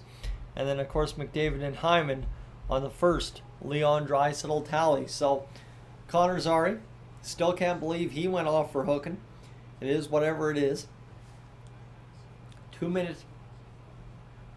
4-on-4, McDavid and Draisaitl out there. Rodolfo, needs McDavid goal. We'll see if that happens here. As this one's going to come over to Bouchard off the draw. Ekholm leaves it for Draisaitl. Draisaitl taken down there by the Flames, who clear the zone. $1:49 to go as McDavid chips it off the wall. Turns it over to the Flames. He's had a couple here tonight. Now the pass in front, and now McDavid and Draisaitl in full flight. 2-on-1 against Rasmus Andersson. Draisaitl over to McDavid. McDavid over to Draisaitl. Shot misses wide, and here's Kadri coming back the other way now for the Flames, loading up across the line. The Flames will delay. Weegar in on net, shot into the glove of Ingram, and Farabee is escorted out rather quickly by one Matthias Ekholm with $1:22 to go in the 4-on-4, and the Oilers, no problemo bringing the offense from the big boys tonight. And so far so good, as McDavid was skating away with that one in a hurry, just could not get Draisaitl to convert on the one-timer that time. Draisaitl kind of slowed up maybe a little bit too much on that puck. And now he'll go sit on the bench for the Edmonton Oilers. We'll have a shot of the face-off dot here with $1:22 to go. It is going to be Henrique and Hyman out there for the Oilers. So interesting combo that we've seen a couple of times before alongside McDavid. Shot fired towards the net, goes wide. Weegar's going to pick up this puck. He's going to backhand it freely to Huberdeau. We'll get it loaded up now for the Flames to come up the ice. A nice little pivot move there by Frost. The shot ripped, and a save made by Connor Ingram, who stands tall for his 9th save of the game. And now all of a sudden the Flames and Oilers again losing sticks on the ice all over the place. Nurse had his stick tossed out, and the refs have no patience for this nonsense tonight, as Weegar will go to the box and the Oilers will get the all too rare 4-on-3 power play. And the Oilers are only a moment away from getting a random situation going here in terms of scoring of 3-on-3. Even skating. And now Weegar's giving it to the refs. He's, I think, just been escorted out. Anderson's going to get him. Oh my goodness, the Flames are melting down here. It looks like Weegar's got tossed down the tunnel. He was clapping in the box, giving the refs the old, who was doing that the other game for the, who was that? That was, come on now. I gotta think here. I know who I'm thinking of. Was that Josh Anderson of the Montreal Canadiens? Took me long enough. Anderson's going skating off to the bench after talking things over with the official, but it's Weegar that comes in and scoops the stick of Nurse out of his hand. The old Battle of Alberta, she's a little feisty in a different way, and Weegar's giving the tap on the glass to the officials here. He's still going. Zary's telling him to calm down, and then he gives it to the officials one more time, and he gets tossed. So I don't know if it's 10-minute misconduct or a game misconduct there. I think probably just a 10. He wouldn't have been tossed down the tunnel if it was just a 10, though. So yeah, Mackenzie Weegar tossed down the tunnel there, so we'll see how that shakes out. 14-12 to go here. This one's going to be thrown around the wall, and the Oilers on the 4-on-3 power play is Bouchard, McDavid, Nugent Hopkins, I would assume, are the skaters out there. No, it's Hyman actually, so they remove Nuge from the equation. Interesting go there. I think, well, that's the obvious choices. Over to Draisaitl, a shot goes wide again on the one-timer as Bouchard gathers up near side point. Bouchard's going to go over to McDavid. McDavid skates off the check of Rasmus Anderson. 28 seconds remain. Here's Bouchard, high point. After the deflection off of Backlund, here's McDavid looking to rip the shot, looking to skate past Anderson. He's going to go just curl back to the blue line for Bouchard. Bouchard over to McDavid. The shot off the end wall off of Wolf. The save is made at last. With 12 seconds to go on the 4-on-3. That one was never cleanly a shot on goal, but McDavid head up the whole way, decided to shoot. And that was interesting there as Anderson played him well, but ultimately it was McDavid that skated away from Anderson before getting exposed too much And then that one off the end wall. Rifles right back along the post on Wolf. As this one's picked up off the draw. McDavid guarding the point. Bouchard got it to him. Draisaitl far dot. And it'll be clapped out by the Flames after the failed attempt near side by Hyman. The Oilers with a power play now. 13-11 to go. 58 seconds to go on the 5-on-4. As Nugent Hopkins joins the fray here for the Oilers. McDavid across the line. Well, power play unit's going to get a lot of work here tonight. And then that means secondary guys, if the Oilers can extend the lead out far. This one off the corner. Right onto the tape of Connor Ingram. As Bouchard will pick it up. Over far side for Draisaitl, who will decide to explode past the defender Kuznetsov. And then a nice play by Bouchard and Draisaitl to keep it alive offensive zone. This one picked up now. Draisaitl over to McDavid. McDavid skates off the check of Beecher. McDavid wrapping around the net. He'll go back to the blue line for Bouchard, who fires it up over top of the net. And Draisaitl works it back down to McDavid. McDavid looking back to the blue line for Bouchard. The shot, the hesitation, the rebound. The Oilers can't clamber it towards the net. Far side pass, near side pass. Hyman, a second chance denied. And Draisaitl will get it back to the blue line for Bouchard over to McDavid. McDavid skating down the wing. 5-on-5 once more as McDavid has it checked off his stick. Oh my goodness, what a shot there by Darnell Nurse towards the net. Goes over top. Now back behind. Here's McDavid again. As Draisaitl will get it high point for Nurse and Ekholm. As Nurse will squeak down the wing. The shot, the one-timer denied there. Rebound, Dustin Wolf's on a whole another level right now. Stopping everything the Oilers throw his way. 3-1 the score remains. Dustin Wolf. What an incredible sequence there. Keeping the Oilers off the board.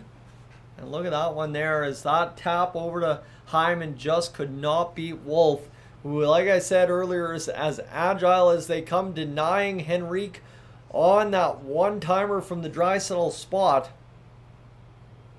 Crazy. As Jerry, you can say what you want about the Flames needing to lose and the Oilers not winning the cup because of winning tonight, but entertaining hockey right before Christmas and obviously watching the Oilers win against the Flames, always a dang good time. That's all I can say.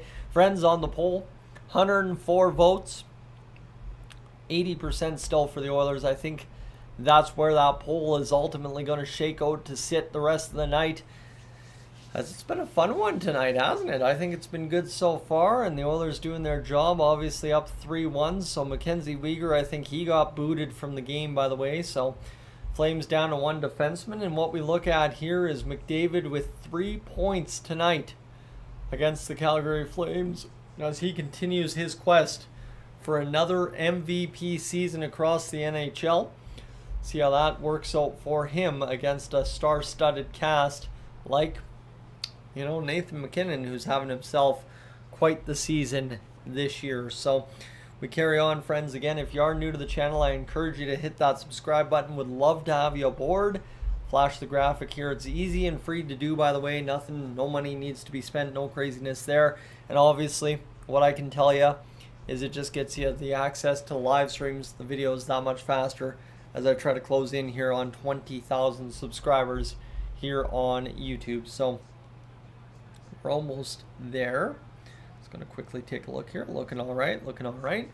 As Oilers all-time goal leaders, 583 for Gretzky, Jari Kurri at 474, and Leon Draisaitl at 418. So, another 4 50-goal seasons for Draisaitl gets them to the all-time lead in no time flat. As Leon Draisaitl out there. A nice patch on the wall there as well. I don't know if you can see it. I think it's just barely out of frame on camera. But the Oil Country patch on the shoulder there, as this one will be ripped off the end wall.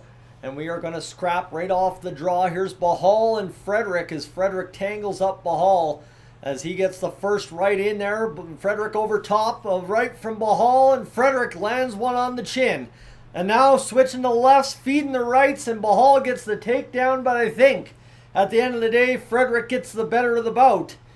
And just like that, our first scrap of the Battle of Alberta tonight. Woohoo! Let's go. 3-1 the Oilers lead. Bahal, who's been feisty all night right from the word go. And Trent Frederick, who you know he's here to do that for the Oilers. Looking happy to get going to the box right there, as he wished he could have done more. But Bahal, a little bit more reach. And that one, a set one right off the face-off. That looked like the old auto shed on NHL 26. Bahal kind of grabbed Frederick up by the throat. Then Frederick kind of switches up over top there when he comes on the roundabout and tries to feed him a left and just can't get past the elbow. And then just kind of the old wrestling takedown from the both of them. Hey, I don't mind it. Wrestling matches are about as good as they get at the NHL level nowadays. And still Frederick willing to shed the gloves and get his boys going. So there you have it. We're back into action here. Janmark on the face-off dot for the Oilers' fourth line. That'll now feature Roslovic alongside Jones. Face-off down. Nice tap play back to the blue line for Janmark. Got it down to Nurse, who fired it back into the corner. And now trying to win it along the wall. Sharon Govich across to the far side. Jones comes hurrying in with the body, and the puck goes into the Flames bench nonetheless. And it will be a stoppage and play with 11:25 to go in this second period of play. 22-11 the shots on goal for the Oilers. So right now, as it stands, so far so good. A night for our friend Connor Ingram with 11 saves this evening.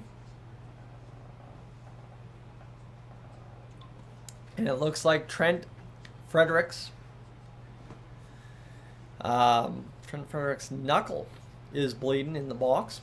The Flames get the face-off back to the Oilers zone. Flames started the season 1-7-1. Since have gone 14-10-3. That 1-7-1 start obviously was credit to the Oilers losing that game against the Flames on the start of the season. Is loading up now Regula, who's had a rather quiet night. The entire Oilers, outside of the main cast of characters up front who score almost all the points, have had quiet nights, but nonetheless, the Oilers lead 3-1. The Flames across center ice tip it into the Oilers' blue line area. This one's going to come back, gunning the other way. Mangiapane puts the pressure on Wolf. Berstowitz gets it going back the other way, and it will be across the line. The Flames in on the attack. Save made by Ingram, who gets the help, swallows up the puck, and we'll have a stoppage and play. And Ryan Lomberg, if you're wondering about guys who might cause a stir yet in this hockey game, Lamborghini over there might be something to be saying about this one here. That one, a good looking shot down the wing for the Lamborghini, but a save nonetheless for Connor Ingram. And we'll see how this shakes out to the right of Connor Ingram.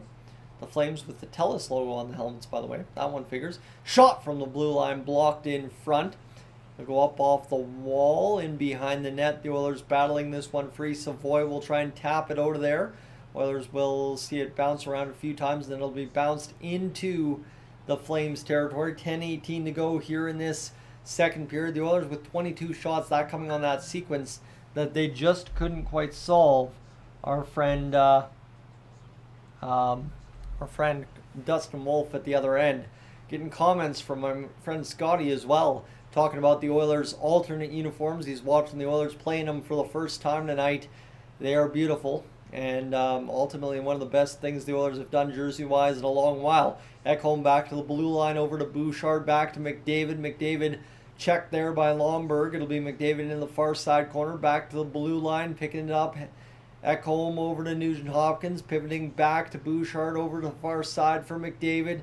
Oilers top line stretching out the Flames inside their own zone. Here's now Nugent-Hopkins. Left wing to Ekholm, back to the point, Nugent-Hopkins, far side, McDavid over to Nuge. The shot through traffic, blocked in front, back to the blue line for Bouchard. Now Ekholm, Nugent-Hopkins left wing. McDavid skates into it left wing, darts around the tired Calgary Flames defense. Puck scrambles in front. Oilers trying to come up with it. The Flames are going to wisely just be able to chip it out into the neutral territory, although coming onto it, here we go, Zach Hyman in on net, sprawling out. I mean, literally snow angeling and hoping it hit him was Dustin Wolf to deny that chance for Zach Hyman. And now here's Nugent-Hopkins as the Oilers continue to allow the top boys to run out their long shift here. They feel the pressure on the Flames immensely. And now here's Nugent Hopkins with the turnover on a tired Flames defense. The shot saved by Wolf. Along the wall, Regula, the defense has at least gotten a change. Here's McDavid spinning off the check. McDavid will load up now. Regula, the shot through traffic, blocked in front, scrambled around. Near side, it'll be thrown down the ice. And here's Zari over now to Coleman. Coleman will see it free to the far side. Boards for Backlund against Regula. Regula used that big frame to release Backlund to the puck, and then it was Zari with it. Coming back the other way here now. McDavid still on the ice with Zach Hyman. McDavid in on net. Hyman scores! The 2-minute shift from McDavid ends in his 4th assist of the night. And Zach Hyman, you can betcha, has himself a goal. Rodolfo, I think you're the only one upset with that one, but for the Oilers, nonetheless, it's a 4-1 lead. 8:04 to go, and what a sequence there from the Oilers' top line. I mean, Chris Knobloch was feeling something, allowing those boys to just keep playing and playing and playing. And Hyman and McDavid, with all the juice in the world left on that shift, McDavid over to Hyman, tucks it off of Wolf back of the net, and in it goes, as that is absolutely beautiful to see out of the Oilers tonight. A 4-1 lead on the Flames. They keep the goal scoring coming. And now the face-off down. It'll be bounced off the boards into Oilers territory. And you're loving to see this 4-1 lead here.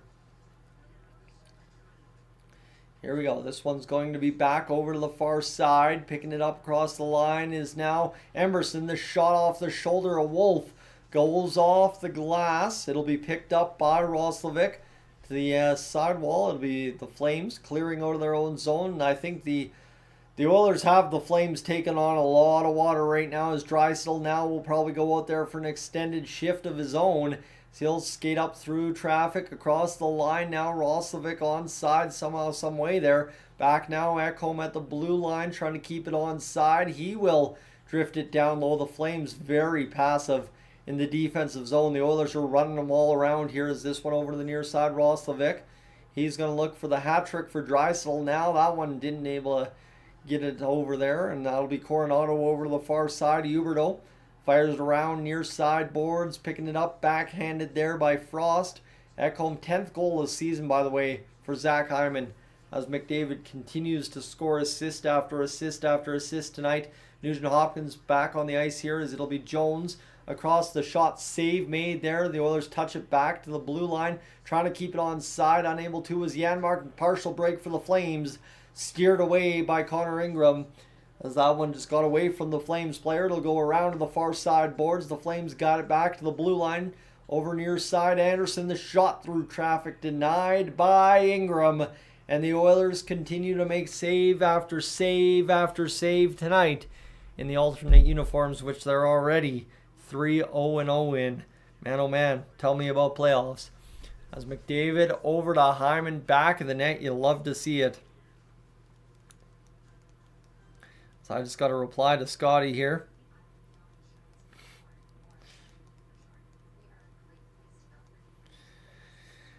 Yeah, my friends, we closed the shop for Christmas already, so it's nice to see that we've gotten now a chance to sit back and enjoy the World Juniors, at least for a few days. It'll be really interesting to see how Team Canada does in Game 1 on Boxing Day against Czechia.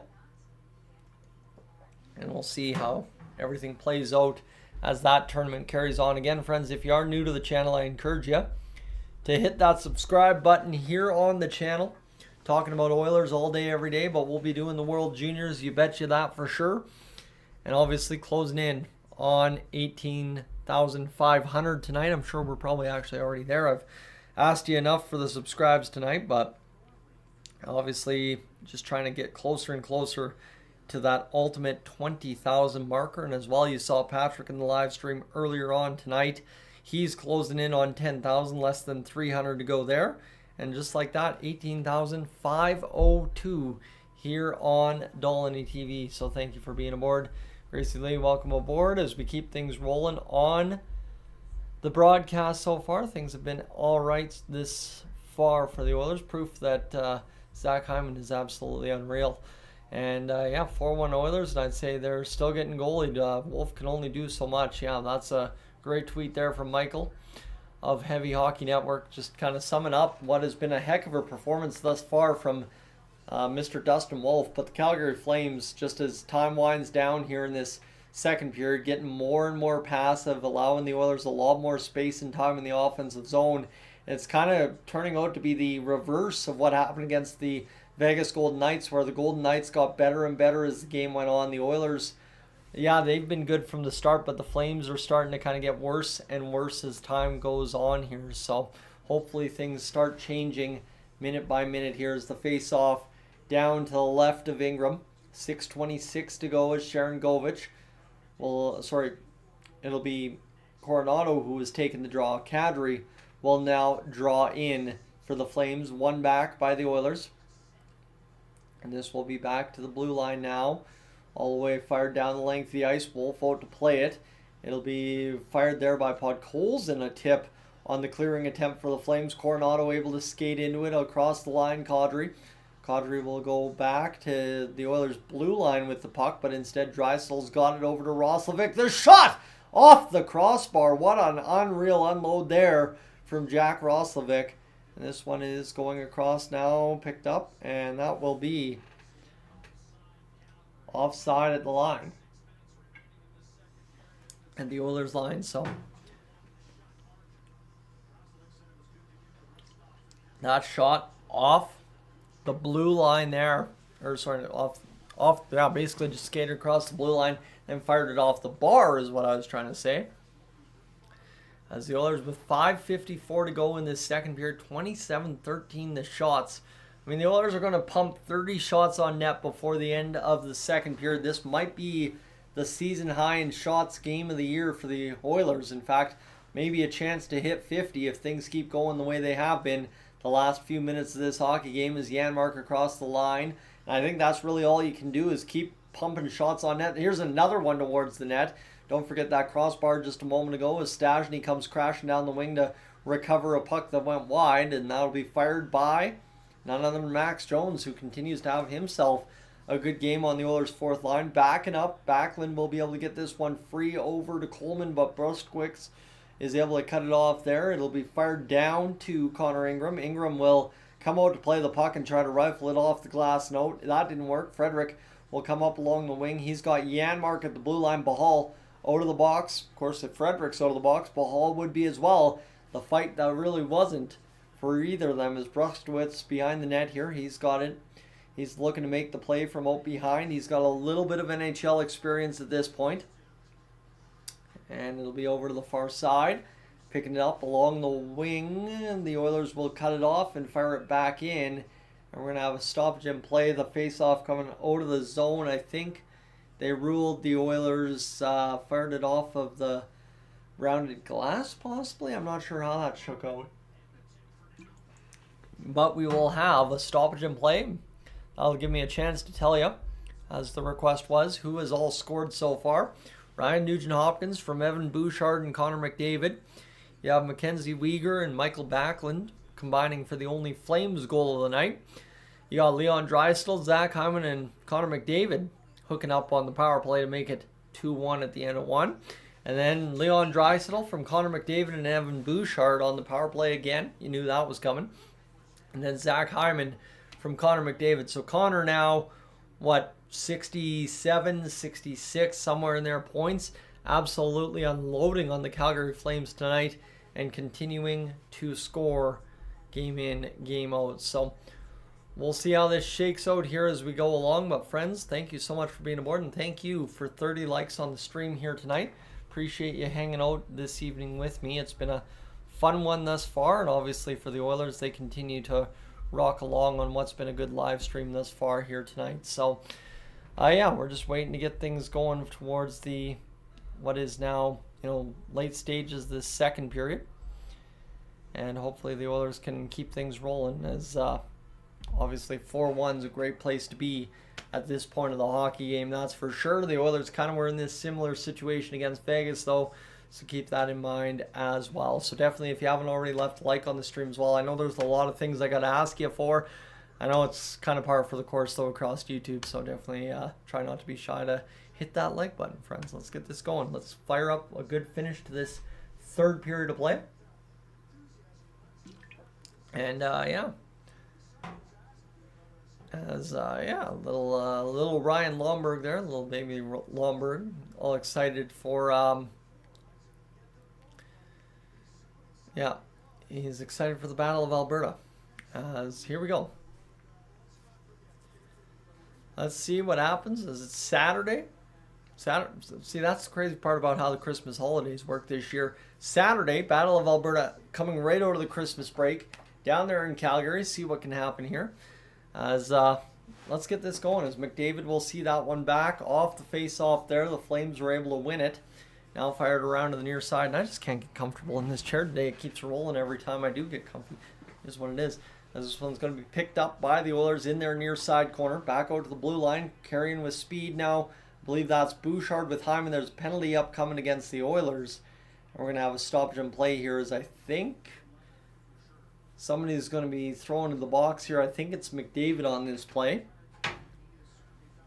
4:30 to go in this second period. The Oilers running away with this one. They just need a big stop on the penalty kill here against the Flames. And it's McDavid for kind of holding on Kadri, I think, as Louis DeBrusk just called it, a slingshot motion. So you'll see Connor take some weird penalties every year, and that's one of them right there. So here we go.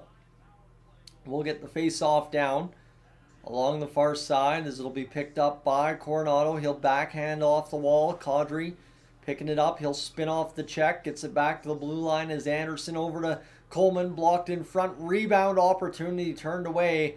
And Matt Savoy, the killer penalty killer for the Edmonton Oilers this season, will get it down to Dustin Wolf. Picking it up now, Rasmus Anderson. 4:06 to go. The penalty kill percentage at home, a dusty 77.3 for the Oilers. It's Coronado across, back to the front to Coronado. It does not go through. Anderson at the blue line. He's got it down in the middle of the ice for Coronado, who drifts it back high for Anderson over far side. Huberdeau. Huberdeau with the puck. He'll fire it. Oh, I thought that tickled Twine, but instead it missed wide. It was just the stick of Mr. Ingram. As here's Podkolzin, a shot down the ice. He had a 2-on-1 there. Just kind of the Flames were baiting him into shooting. Ultimately, he did the save by Wolf. The play carried on, and Coronado's inside the Flames' offensive zone. Here's the one-timer by Frost, denied by Ingram. That's shot number 15 for the Calgary Flames, as Podkolzin will pick this one up. He will rifle it down the length of the ice right on Dustin Wolf, who thought about playing that puck. He's going to miscommunicate with Brushwitz there, who wanted to rush that puck instantly. Wolf said, slow down there, bud. And now the Oilers are trying to poke this one free at the blue line. They do enough to turn back the Flames at the blue line. 30 seconds to go. Power play picking up steam. Here's Sharangovich now for the Calgary Flames across the blue line over to Coleman. Coleman's got Sharangovich near side. Back high, Brustwicks across now for the shot. And I mean, the Flames have set up that one-timer and just not been able to pull it off multiple times so far tonight. Brustwitz down low again. Here's the shot save made off of Sharangovich by Ingram. And back to the blue line. Hunter, or I'm going to forget his name. I think Hunter's his brother.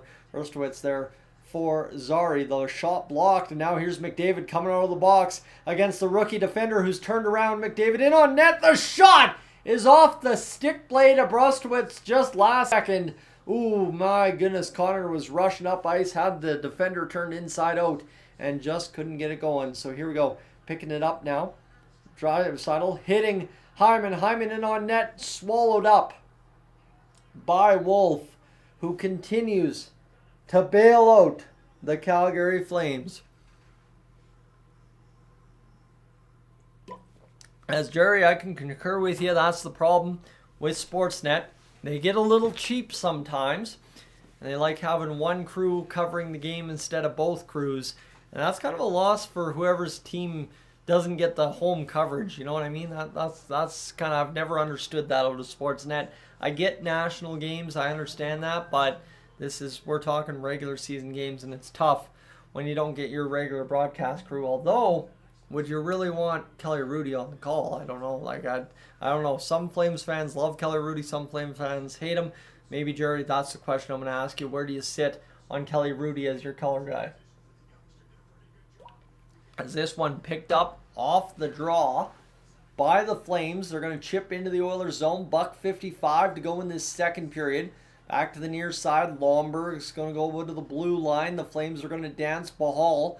Down back to Lomberg. Across to the far side. Draisaitl, McDavid. Gunning up with speed. Here's McDavid, who's been dancing all night. Over to Draisaitl. Tucks it off the post. Oh my goodness. What a finish from Draisaitl. But he can't beat Wolf because of the iron at the very corner of the net.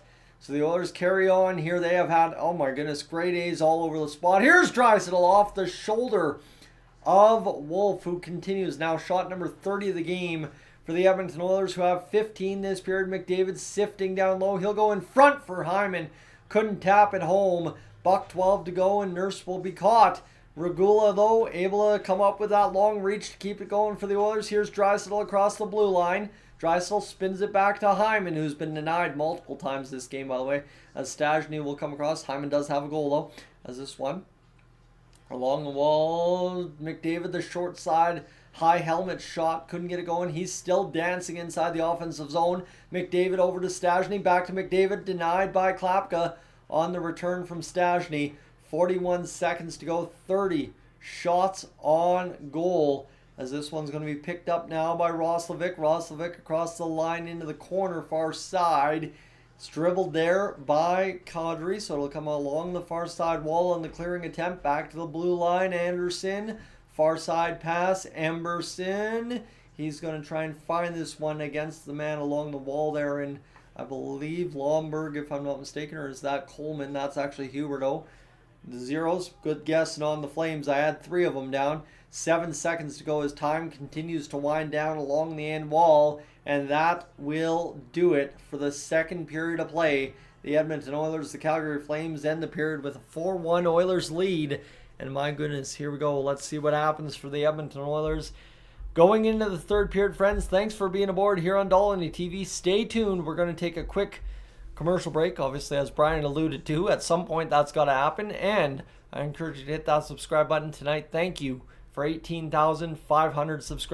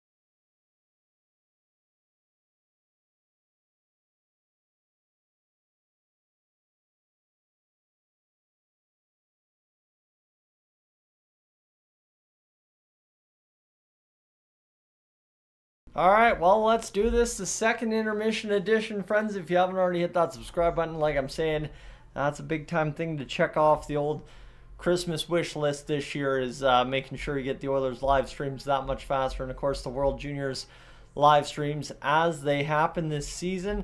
Well, what do we know? The Oilers are up 4-1 after 2 periods of play. They have 30 shots on goal, and what a start to the game it's been for the Oilers, and Connor McDavid specifically, who continues to ride as hot can ride. I mean, for Connor, 4 assists tonight, 2 of them primaries, 2 of them secondaries.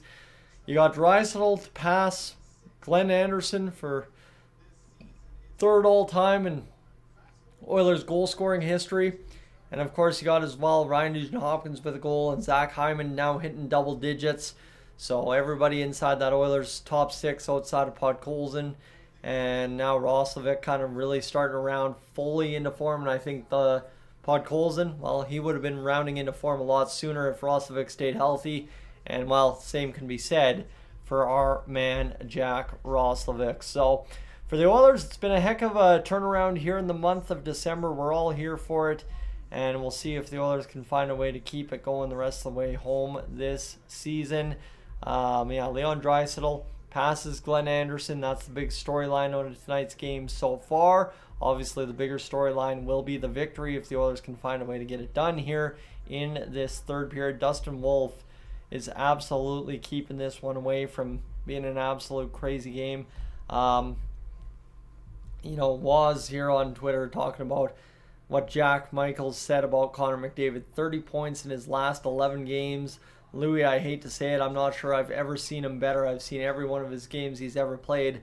I'm not sure I've ever seen him play better than he has in the month of December 2025. And that's a fair accusation out of the Edmonton Oilers. Connor McDavid, as you see what he's done this season so far, it has been an unreal go for Connor this year, but specifically the month of December. You got to remember, he's up into the 60s now, so almost half his points, and likely more than half of his points will come in the month of December, during October, November, December. So again, thanks for being aboard here tonight, friends. Really do appreciate you hanging out on the live stream. The Oilers trying to go 4-0-0 in the alternate uniforms, and looking good doing it so far, by the way. So we'll see how that pans out, as we're up closing in on 100 hours you've spent here live watching on the channel, so appreciate that as well. On a day in which we talked about Marc-Andre Fleury, I'll try and drop that link in the chat for you right now if you haven't already checked out the video on Marc-Andre Fleury. Again, it's just going to be a little crazy idea that continues to pinball around Oilers fandom for the next little bit, at least, I'd figure. The longer we talk about Marc-Andre Fleury possibly coming back, the longer we're talking about Fleury and the Edmonton Oilers. So there's your link to the video there, and we'll see how this all shakes out for the Oilers as we get going in this one. So yeah, well, I think that's what everybody's saying about the Flames there, Jerry.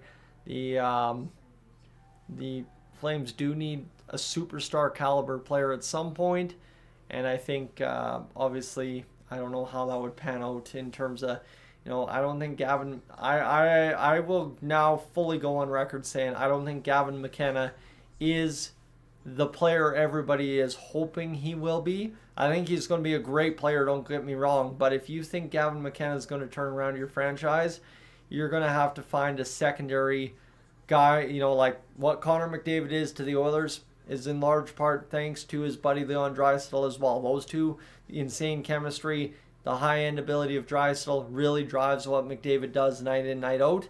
You're going to need that for Gavin McKenna. That's as far as I've watched him so far in the dub.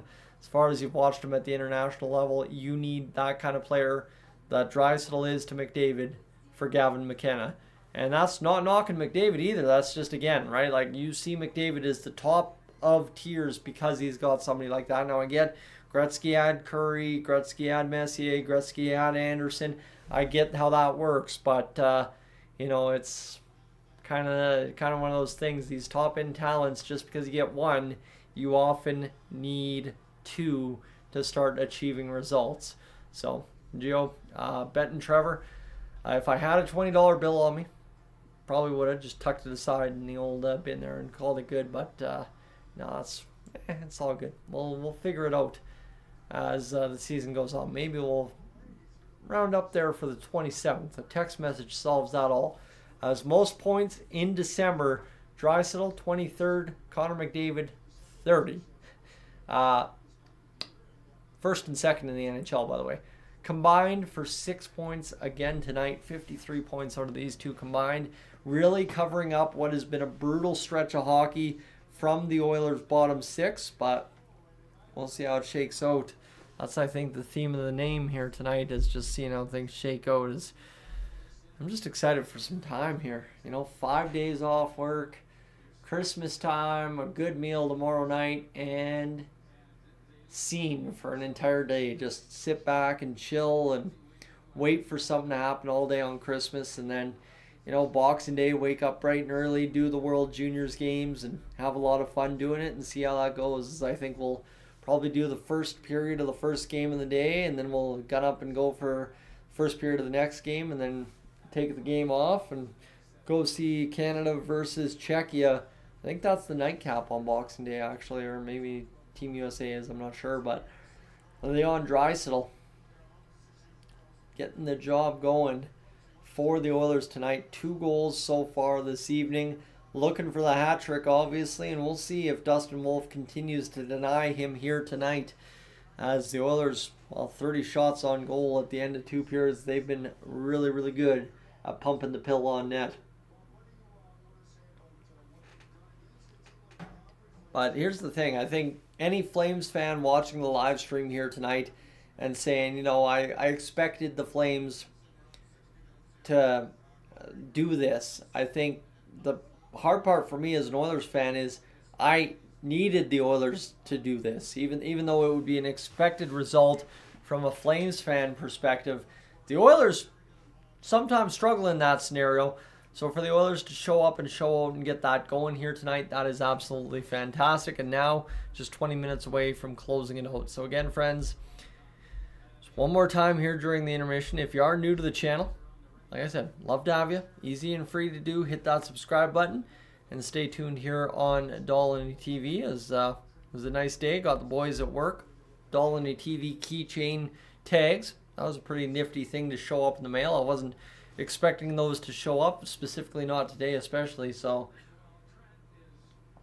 it's been a pretty nifty year for doing some cool stuff with the Dolynny TV merch, and now looking forward to hopefully doing a little bit more here in 2026. Just kind of waiting, planning, and seeing what happens here as things go on. So we'll see how it shakes out, as obviously, merchandise, that's a whole nother game that comes up with upfront costs, and we'll obviously have to battle and figure out shipping and stuff. But I think 2026 is kind of the year that starts taking hold a little bit here on the channel, if I'm not quoting myself too soon, to be honest with you. So Bob Stauffer talking about Kevin Balls and Trent Frederick's fight. That's true. We've had some penalty minutes tonight, actually, if I'm being honest. You've got 2 minutes aside in that first period of play, and then you had a 10-minute misconduct and a double misconduct out of Mackenzie Weegar, so he got the boot out of the game. 2-minute unsportsmanlike for Mackenzie Weegar as well on that play, so 22 minutes penalties there. 5 minutes each for fighting Bahal and Frederick, and then 2 minutes for holding Connor McDavid, and all in all that totals up to be, right now, do they even have a penalty shot? Yeah, 33 penalty minutes for Calgary, 11 for the Edmonton Oilers so far this evening. Yeah, that's, at least we're eclipsing 40 in the Battle of Alberta still in 2025, closing out the year, and obviously one more to go in Calgary. That'd be all right if we could eclipse 100, let me tell you. Good old lime roll, anybody? I'm good with that to close out my year in 2025 as we go into 2026, which, again, I'm kind of talking about the merch side of things. I think 2026 is going to be a massive year on the channel, just specifically speaking. We're closing in on 20,000 subscribers. That should be something that should be achievable by the end of the playoffs, if not during these World Juniors. And of course, seeing Patrick from the Oilers Fanatic hit 10,000 in the next probably month or so. And then, you know, this Oilers community really taking that next step forward into the big spotlight. You see what Oilers Nation is doing, Edmonton Sports Talk is doing, obviously what Austin Hockey's doing as well. And we're all starting to really get somewhere here in a space that has historically always been small. And now it's getting exciting to see where this is going to lead. And obviously the Oilers YouTube is exploding day by day with subscribers, by the way, too. So,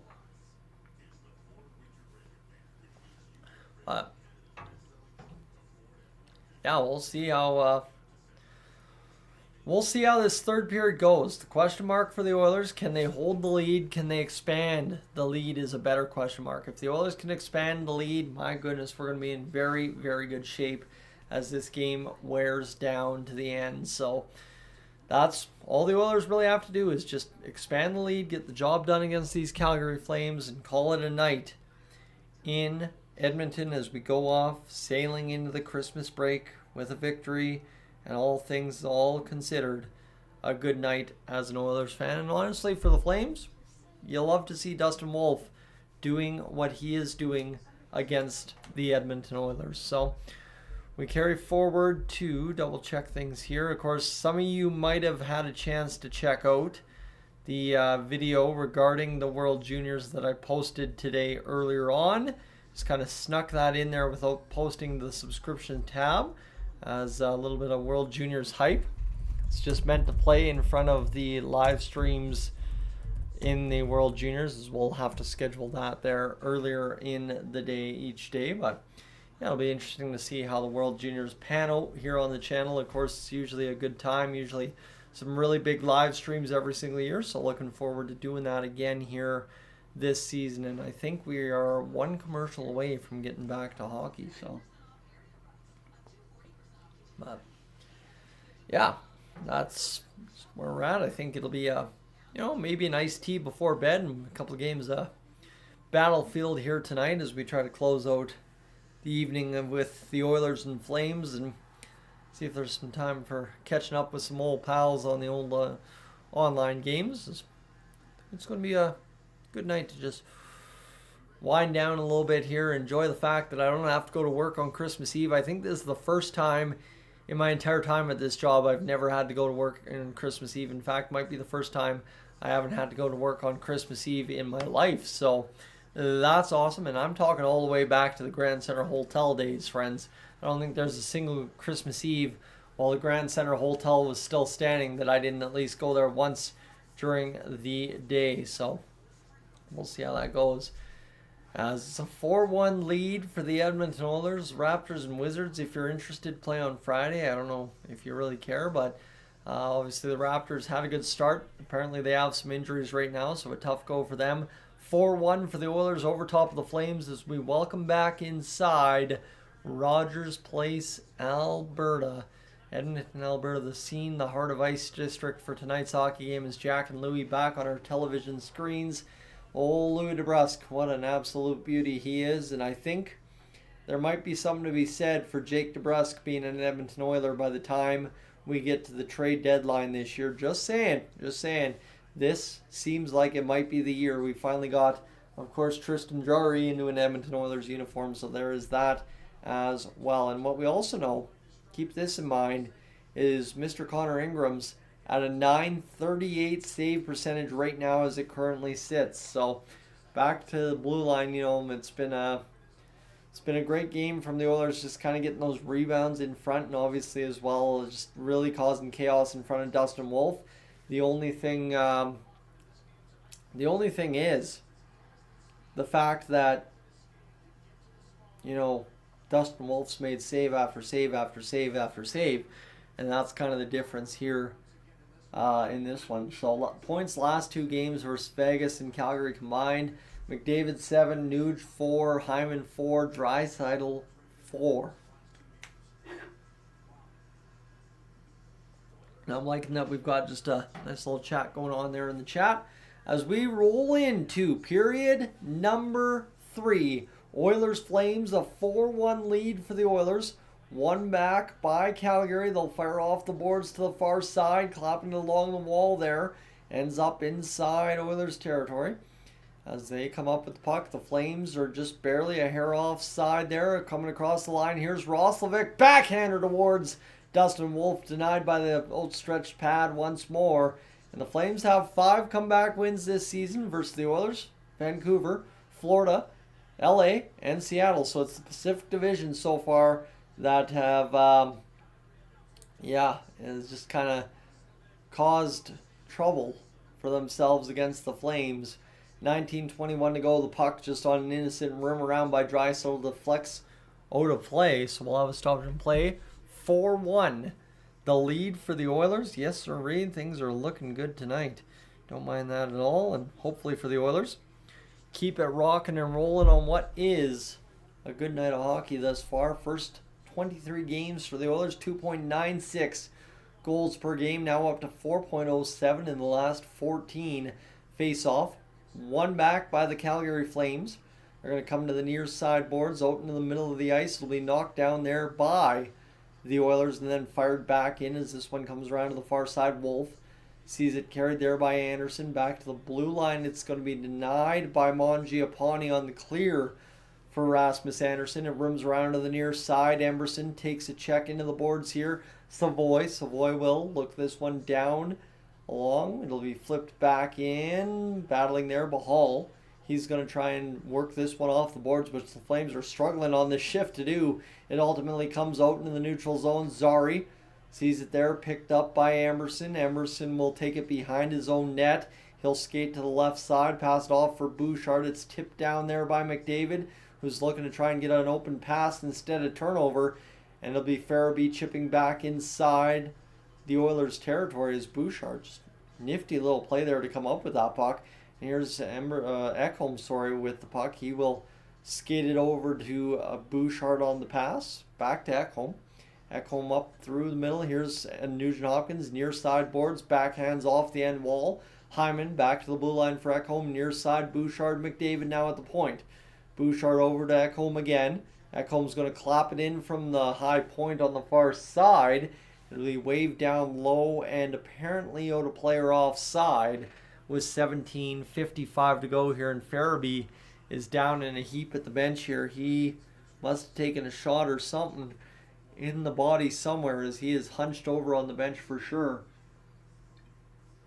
With 17:55 to go in this third period of play. As that one, looks like it caught him there. So 17:51 to go in this third period. Frederick's going to pick up the puck to the far side. Near side, Regula. He's going to battle along the wall. Janmark's going to go along and beat the man to the puck in Bahal. So Bahal maybe a little slower than maybe he seemed earlier on. This is going to be a shot in front. Max Jones just unloaded on that puck, and another brilliant save out of Dustin Wolf, who tonight continues to keep the Flames around it just enough with save after save. Oilers only 2 shots in this period so far, but some big time stops for one Dustin Wolf. As this will be off the end wall. 17:08 to go in this third period of play. And this will be flipped up into the neutral zone. Stastny over to Roslovic across the line. That gets Draisaitl started. He's knocked down. They'll be knocked off the end wall there by the Flames for Kadri to the middle of the ice. Picking it up, Anderson. He's going to just sift into the Flames offensive zone. Emerson off the end wall. Stastny up the middle of the ice. Cut off there by Huberdeau across the line to Kadri. Kadri will spin the check, and Podkolzin can't nail him into the wall. Ultimately, Emerson nails Huberdeau, and that coughs up the puck middle of the ice for Roslovic, who drills on to Draisaitl. Draisaitl curls to Podkolzin, tries to tap it back. Indeed does to Draisaitl. He's ultimately pushed down by the much sturdier Mahal.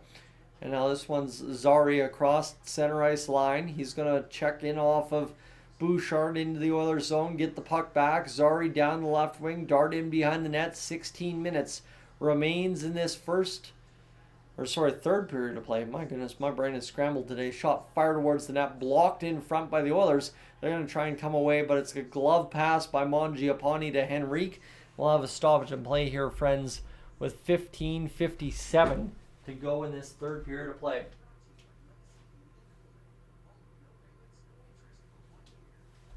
And now, ultimately, we have just a quick reset here. Puck is going to be a neutral zone draw for the Oilers where, they just need one more goal and this game's probably put to bed. I don't even know if the Flames would pull the goalie late or not. No teams have kind of gotten more and more aggressive with that 3-goal deficit, but Sharon Govich is going to flip in off the face-off win for the Flames. Ekholm off the end wall is able to get the tip from Henrique out to neutral zone. Or was that Henrique or Hyman? Sorry. And here's the Flames. Across the line, McDavid pokes a puck free, and nice play by Kuznetsov just to skate and stop right in front of Connor McDavid, and that ultimately prevents him from getting away with this puck.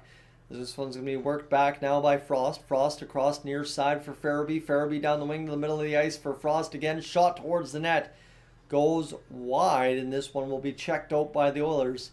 Into the neutral zone. Farabee near side. Frost will see that one poked as Farabee across the line. Ekholm to the far side. Checked off his stick. Bouchard now trying to get this one wheeling and dealing for Connor McDavid, who gets his motor humming right up the middle of the ice. But he threw Zach Hyman offside. McDavid was at the end of the shift. He's not too upset about that. With 15 minutes to go in this third period of play.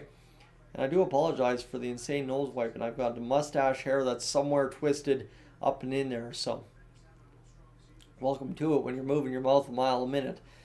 As Connor McDavid having an incredible month of December. What an unreal go it's been for him. And now 32 shots on net for the Oilers. Double up on the Flames, who have 16 in tonight's contest. Ingram knocking it back for Nurse, who gets it over to Regula. Up along the wall, and that will be a player down and a tripping call upcoming. And is that Connor Zary again for the Calgary Flames? No, indeed, and this time it's Joel Hanley. So I was going to say a tough game if that's Connor Zary again. But Hanley gets the stick in the feet. A clear as day trip, maybe not so much fast motion, but Trent Frederick just blows a tire on the stick of Hanley. Gets up rather quick, and the Oilers power play, which has already scored twice tonight, will get another opportunity to do as such as they look to get another goal here. As the face-off, one back by the Oilers. The Flames, though, able to come away with it. They'll rip it around the boards. That puck doesn't fully clear. Backlund gets it out to center ice for Coleman. Coleman dancing in on Bouchard, but it was a great defensive play that prevented that. And here's McDavid rushing down the ice. McDavid down the right wing, in on net to Wolf. Denies him there. Rebound at the side of the net. Draisaitl scores. That makes it 5-1. Draisaitl, McDavid, Hyman collaborate on another goal, and it's the hat trick for Leon Draisaitl. You betcha. Hats are flying tonight. 14:22 to go in this second period. The Oilers have taken a 5-1 lead over top of the Calgary Flames. Suddenly things are a lot louder in here too. Those Dolynny TV toques that have got done up, they are beautiful for dampening the sound. The hats are raining down at Rogers Place right now. They got all the barrels out. The ice crew in their alternate gear as well. What a night for the Edmonton Oilers against the Calgary Flames. Yes, sirree.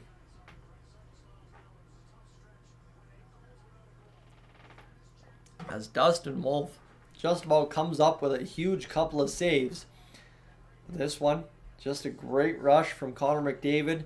And then it's Zach Hyman at the side of the net, punting it in off of the pad of the outstretched Dustin Wolf, trying to make the save.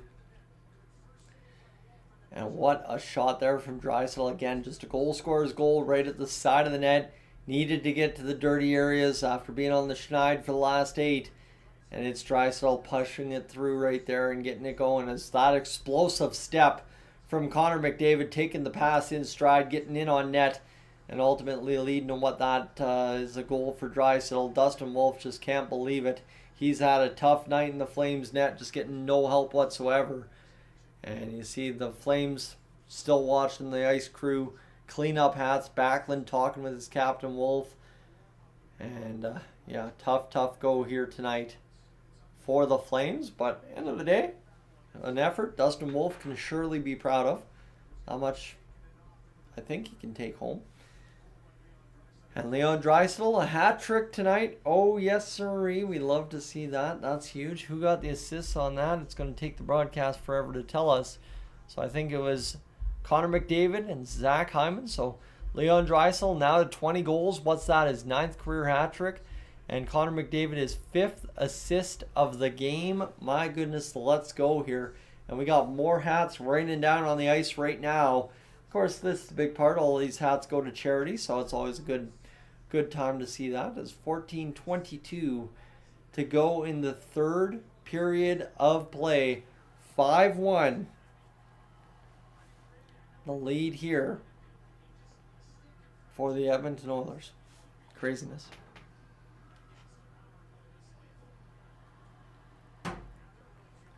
All right.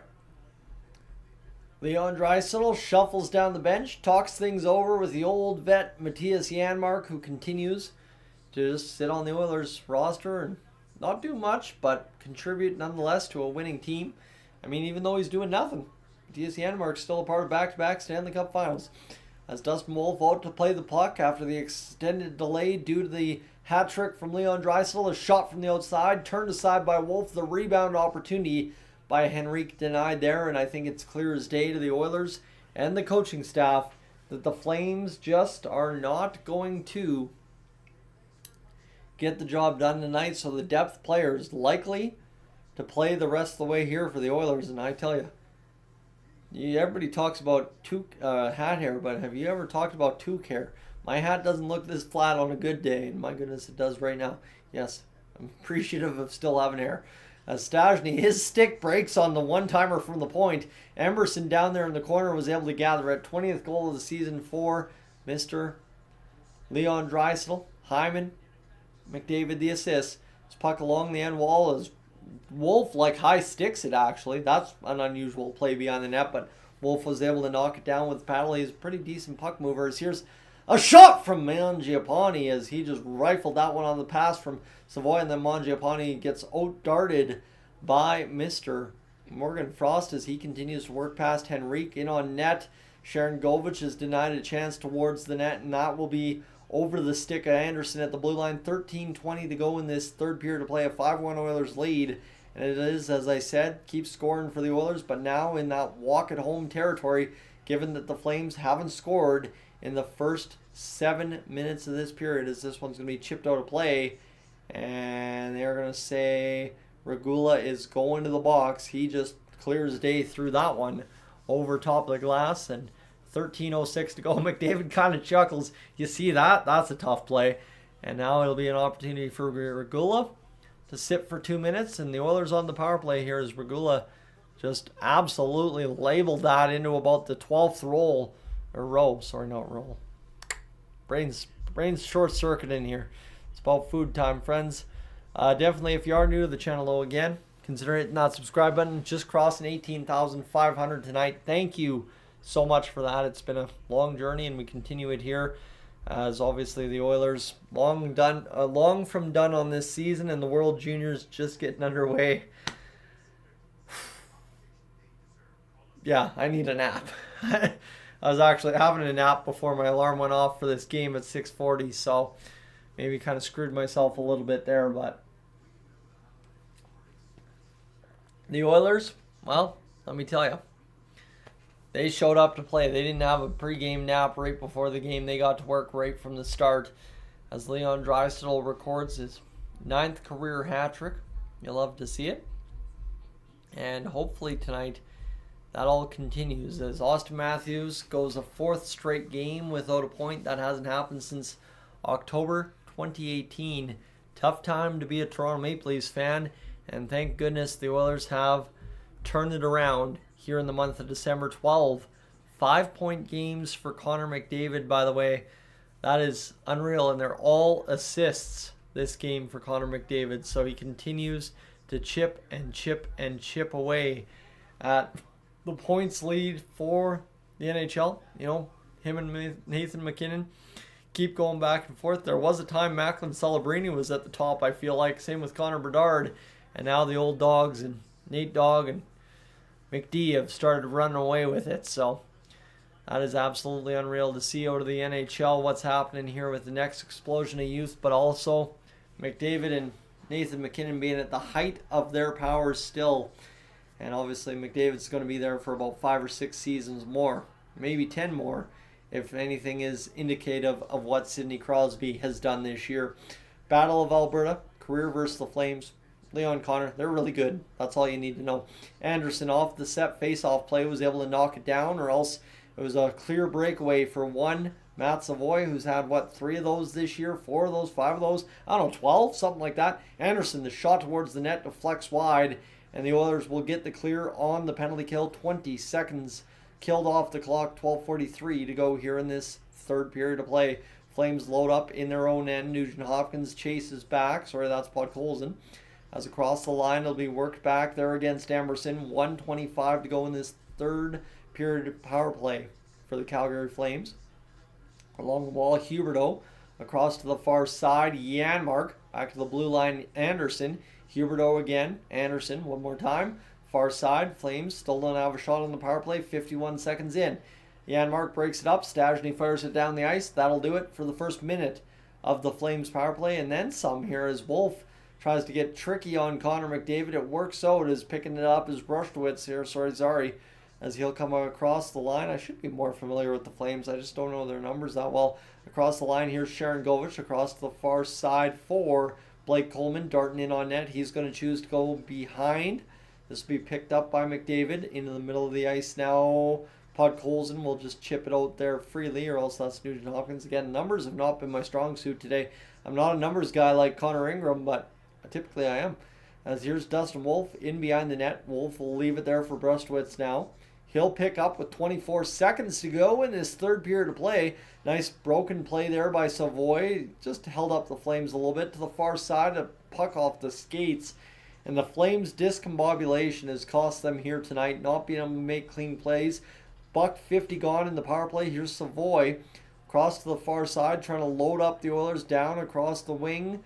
Into the zone, pass by Stastny towards Henry, couldn't get there, penalty is over. Here comes Farabee down the left wing, Oilers zone. Farabee across to the far side, it'll be picked up by Anderson. Anderson fires it down low, and Stastny will steal that puck with 10:52 to go here in this third period of play. Picking it up now, Backlund will look to rip this puck along the wall, instead just clap it down for Klapka. And this one will be Backlund again, the shot fired off of the pads of Ingram. That's shot number 17, save number 16 for Connor Ingram here tonight. 10:33 to go as Hyman's interfered with, and somebody wants a piece of this, and we're going to have a brawl here as everybody's going to explode for a moment and grab a dance partner as there's helmets off, as I think only one helmet off of Leon Draisaitl, who did not like Anderson blindsiding Zach Hyman, and it looks like Anderson's going to be the only guy to go to the box here with 10:32 to go in this third period of play. Anderson can't believe it. Hyman's no worse for wear. Klapka quickly gets escorted away from the pile because that man, if he gets loose, you know what he's going to do. Draisaitl throws his helmet to the bench, and Anderson's like, well, look at what Draisaitl did to me. And it was just really a... Oh, it's a trip. Okay, so it's more of a hip-on-hip play there by Anderson, but so far after Hyman had lost the puck that they're going to rule it. Sorry, I thought Anderson kind of blindsided him. It was more Draisaitl getting in there, and then Klapka coming in and throwing cross-check into the shoulder of Draisaitl. That was the action that popped the helmet, so never mind, didn't read that situation correctly as Ekholm and Klapka got a hold of each other in that pile, tripping against Anderson. And the Oilers' power play, which has already struck 3 times tonight, now has a chance to bury the Flames once and for all here with about 10 minutes to go in this third period of play. 3 for 4 on the night is the Oilers' power play. The league leading Oilers' power play, by the way. Paul McFarland, maybe some questions about what he was doing earlier in the year. As soon as he got the weapons he knew he had on this team, it was good night, game over for the Oilers and the NHL as they got going with the power play right in her. Here's McDavid hustling in on net. McDavid over to Draisaitl. Draisaitl looking for a pass. He'll go back to the blue line for Bouchard. Bouchard over to McDavid far side. McDavid will curl back to Bouchard. Now Bouchard will fire it into the corner for Nugent Hopkins. Over to Draisaitl off the tape of McDavid. Back to the point, and it's going to be kept in by Bouchard. Oh boy, the Oilers have something cooking here. Draisaitl picking up the puck at the blue line. He'll go down low to Nugent-Hopkins. Fired in front, tipped twice. Goes out of the crease somehow, some way. Kept out by Dustin Wolf. Around to the far side for McDavid. Hyman's not factored yet, but looks like he might score the next goal. McDavid rips the shot. It's blocked in front as Draisaitl will go in behind the net here for the Oilers. Back here, the shot. Save made on Connor McDavid on the pass from Leon Draisaitl. Out to play that puck instantly is Connor Ingram with 37 seconds to go. Ingram bounces it off the boards. Oilers in full flight, picking it up. Second unit on the ice. Here's Roslovic. He'll dart it over to Ekholm. Behind the net, Brustowitz sees it come free in front. Here's Roslovic. He gets swallowed up by the Flames D. Nice play by Matthias Ekholm to get curled that puck free. Roslovic still on the ground. Nurse with the shot. Denied by Wolf. Now Nurse again with the puck. He'll curl it to Jack Roslovic. In along the wall. Roslovic sees it go past him. Henrique trying to get this puck past Brustowitz. He can't do it. Off the wall. Ekholm eats it. And this will be a puck out of the box for Anderson. He can't come up with it. 8:30 to go here in this third period. 38 shots now on the clock for the Edmonton Oilers. 17 for the Calgary Flames. As we got a penalty up coming to the Oilers here. Nurse against Anderson net front. As Anderson's still battling, trying to tip this puck free if it comes in front. Anderson with the control. Hanley over to Huberdeau. Flames methodically running around the Oilers zone here. Kadri outworks the Oilers defender. In front the puck comes. A shot loading for Huberdeau. He double clutches. Hanley with the puck over to Bahal. Bahal sees it go past him. Maybe a second penalty upcoming. Now Bahal and Anderson want a piece of Nurse and Henrique. This game might get ugly before it gets nice at the end. As the Oilers with a 5-1 lead, and the Flames and Oilers are trading shots every whistle now. 7:48 to go in this third period. 39 shots on net for the Edmonton Oilers in this one. As Anderson, I think, drew a penalty against Darnell Nurse.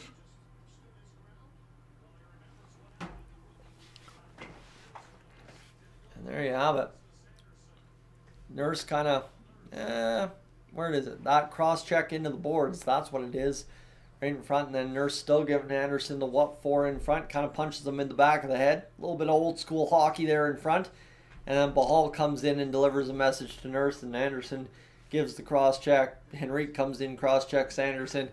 Oh yeah, it's the Battle of Alberta. You love to see it here for the Edmonton Oilers. So everything's working out so far. Connor McDavid with 5 assists. Leon Draisaitl, a hat trick. Zach Hyman, Ryan Nugent-Hopkins, a goal each. Life's good as an Edmonton Oilers fan here tonight on the Dolynny TV live stream. Friends, appreciate you hanging out this evening.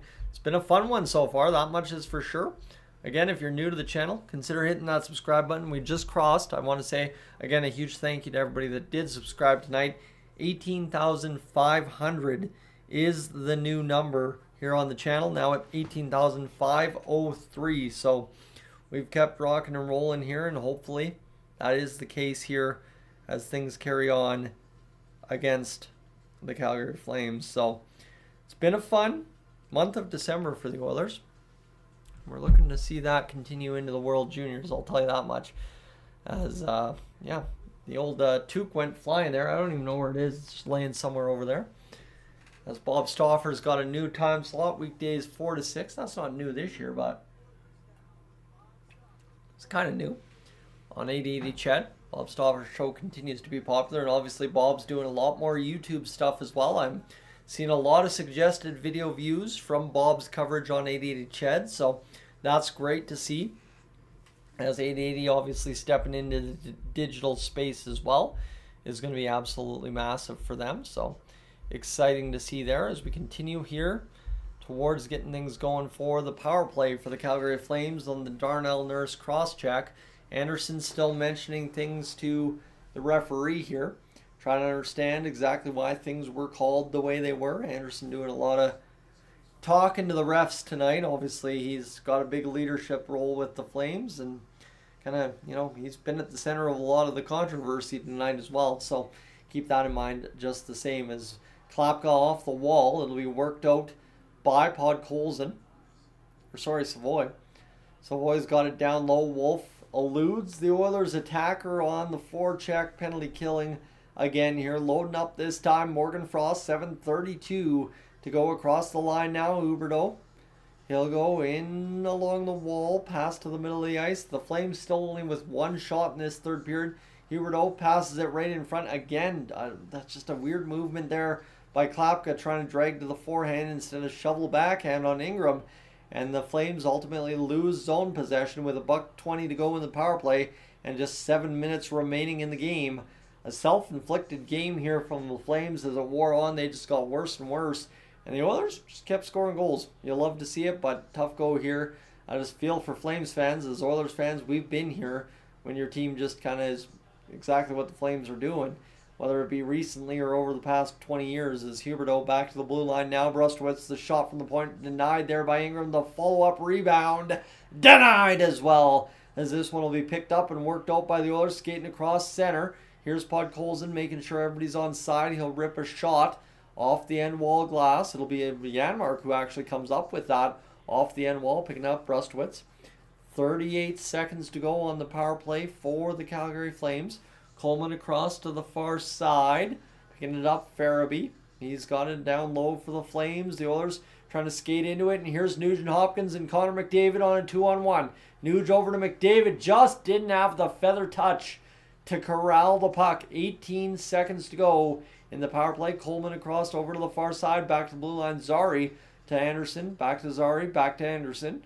Anderson over to Farabee. The shot loading, denied, I think, by the blocker of Connor Ingram. Farabee's going to see this puck lost to Connor McDavid. McDavid, no penalty on the play. McDavid skating in, shot, save, or shot wide? I'm not sure. That was a weird looking opportunity there for Connor. He came in close and just decided to unleash. 5.5, penalties over here for the Flames. 39 shots for the Oilers. Their next one will be 40. 5:28 to go. The puck right up the middle for the Oilers. Through, looking for that home run pass on a Flames team in which tonight has not been their best. 5:20 as time continues to wind down on the Flames. Loading up across now, skating into it. Jack Roslovic on the pass. He'll be back to the blue line, cut off there by Lomberg. Bouchard looks to see Coronado lose that puck. The Oilers work it out to center ice. Here's Roslovic, reload the shot. He stumbles off his stick, so maybe something more to that McDavid chance from earlier, as Roslovic kind of mishandled the puck in the same spot. Here's now the chance. The shot denied by the blocker Regula for the Flames. 4:45 to go. It'll be worked up by Mangiapane. He'll tap along the wall. 4.5 minutes to go in this third period of play. Battle of Alberta is up and done just like that. My goodness, all right. 10 goals, 31 points, and an 11-game point streak for Connor McDavid. He's almost averaging 3 points a game. There's a Winter Classic, too, coming up January 2nd, by the way. 4:23 to go. Huberdeau loads it back to Emerson. Emerson will see this one worked for Janmark. Janmark will curl this over to the near side, picking it up. Frederick will try and get this going against the wall. He will load up now for Emerson. Trying to get this loaded. It'll be Janmark unable to do it. And over now, Stajny comes up with the puck for the Oilers. Inside the last 4 minutes of the game. Comfortable, smug maybe a little bit here as an Edmonton Oilers fan tonight. 7:21 to go, or 7-2-1 record. 4.4 goals per game for the Oilers over the last 10. Sorry, my brain's fried. Been a long day. 3:42 to go here in this one. Picking it up, Regula. Over to Henry, back to Regula. The Oilers just content to keep it in the Flames side of the ice and just keep moving the puck around and doing not much with it.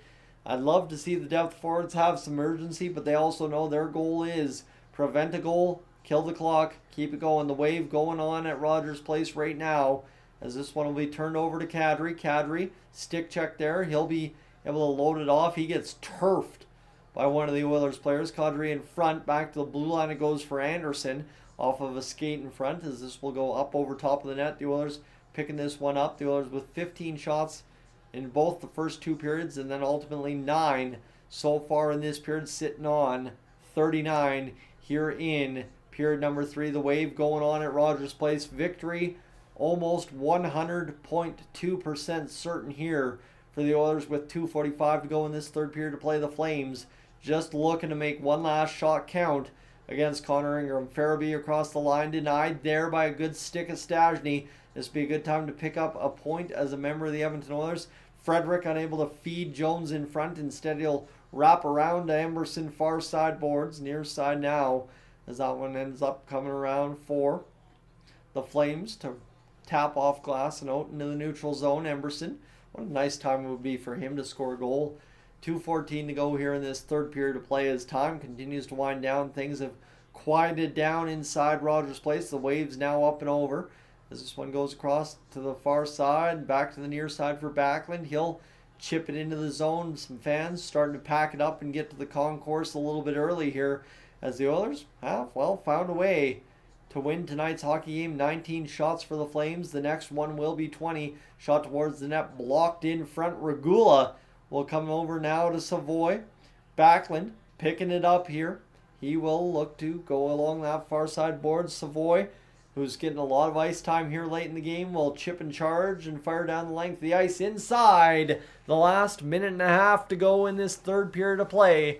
39-20 to go. A much different chat than last game out against the Montreal Canadiens, where those Canadiens fans were insufferable. As this one goes, minute 19 to go here in this third period of play. Frederick checks his man there. Frederick at least going to be credited with some hits here tonight. And breaking away with the puck offside was Matthias Janmark.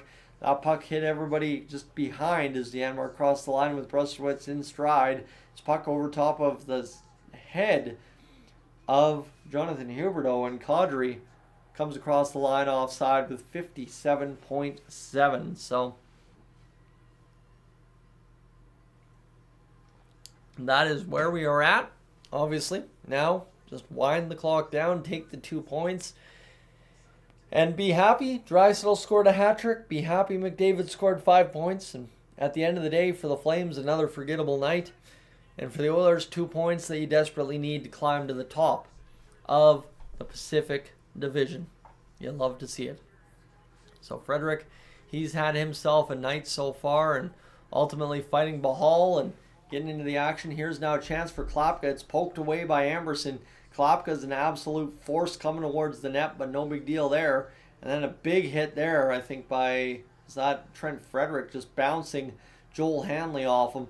40 seconds to go in this third period of play. Amberson along the wall. Klapka battling there against the puck. 33 seconds to go, and just again, wind down that time, boys. As Frederick out there for the final shift of the game. He'll get increased ice time tonight. As friends, that will do it with 23 seconds to go. Merry Christmas. Happy New Year if I don't catch you, but I think we're going to catch you for the World Juniors, everybody, as we get going here. The fans on their feet at Rogers Place, a Battle of Alberta 1 here. Lomberg's going to come over to Nurse, and we're going to brawl, baby! We're going to brawl! All right, big old dog pile on the far side wall. Here's Savoy jumping in. We've got a dog pile, as what I'm calling it, as everybody's along the wall. Lomberg came over to disturb a bee's nest with Darnell Nurse. Kuznetsov in there. Nurse is going to swallow up Kuznetsov, and they might go dancing here at the end of the game with 6.6 seconds to go. Everybody's tangled up. The linesmen have things pretty well contained, except Podkolzin just flipped Klapka on his feet.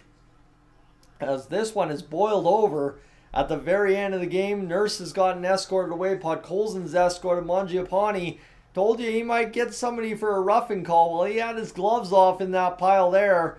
And just like that, Nurse and Klapka still jawing here. The referee trying to get things contained. Klapka trying to wait Nurse, and now maybe still some action as the linesman will haul off Klapka here to the bench.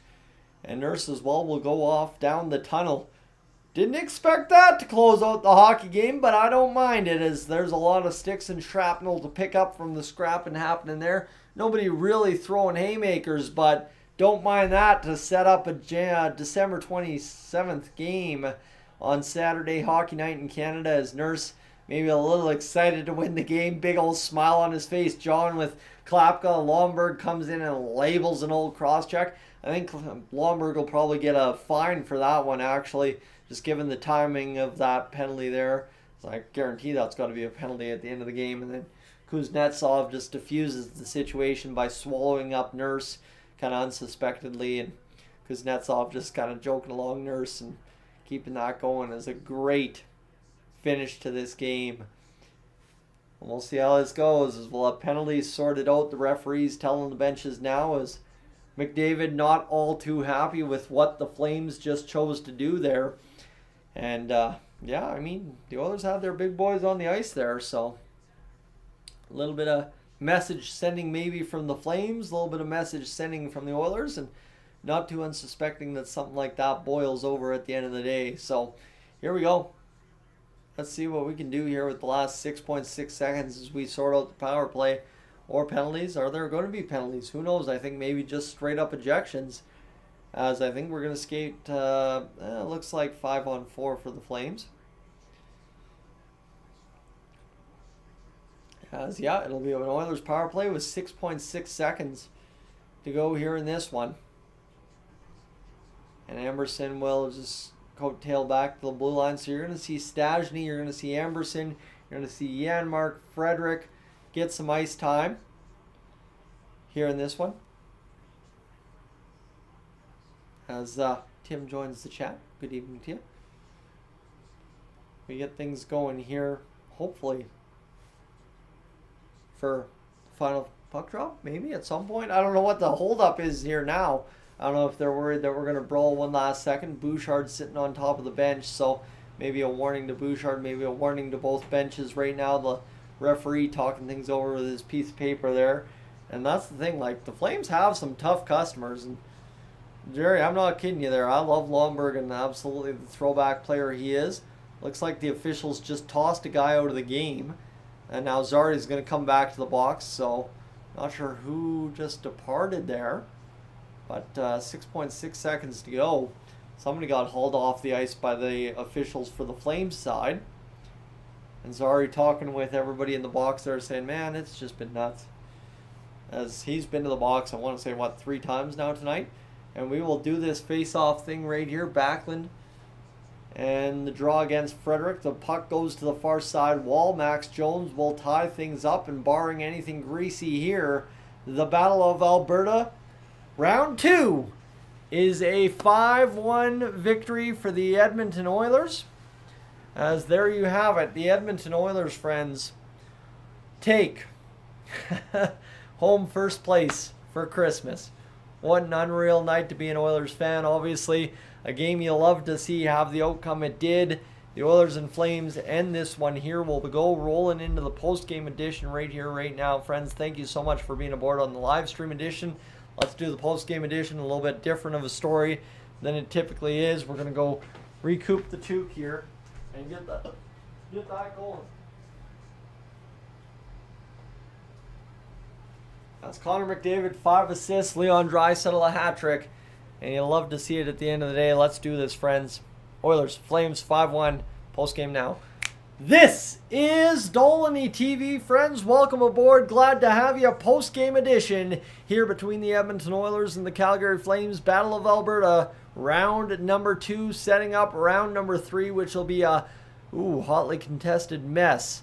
Saturday, hockey night in Canada, following the Christmas break. The Oilers skate in to Christmas with another victory, and by the way, not to bury the lead, a share of first place in the Pacific Division. What a night, what a month for Connor McDavid, and the Edmonton Oilers are benefiting at every single turn from it. Friends, right now, if you're new to Dolynny TV, I'm going to encourage you to hit that subscribe button here on the channel. Watching back here on the post-game edition on the replay, I guess, would be the upload. As we get the Oilers a 5-1 victory against the Flames, in which was kind of a polar opposite of what happened against the Vegas Golden Knights. Connor Ingram, by the way, a .950 save percentage tonight. Hats off to him. He made some big saves early, and the Flames just didn't muster much late. But let's just say here, as the game goes final on my screen, for the Oilers, a game in which it got more and more, heated as the game went on. The Flames were frustrated, obviously. You get it. They've got some tough customers.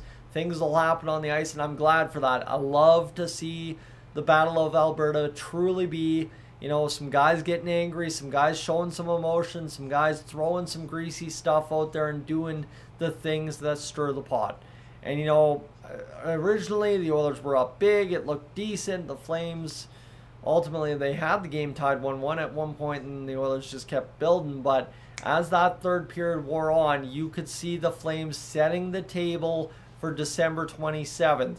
The Oilers, like I said, polar opposite of that game against Vegas. The Oilers stayed at the steady Eddie scoring pace all game long. They dominated start to finish. The Flames got worse and worse as the game went on, but the emotion, the battle heightened in between whistles, and that is all truly, if I'm going to tell you what I'm glad for this Christmas, is the fact that we got something that slightly resembled the Battle of Alberta tonight.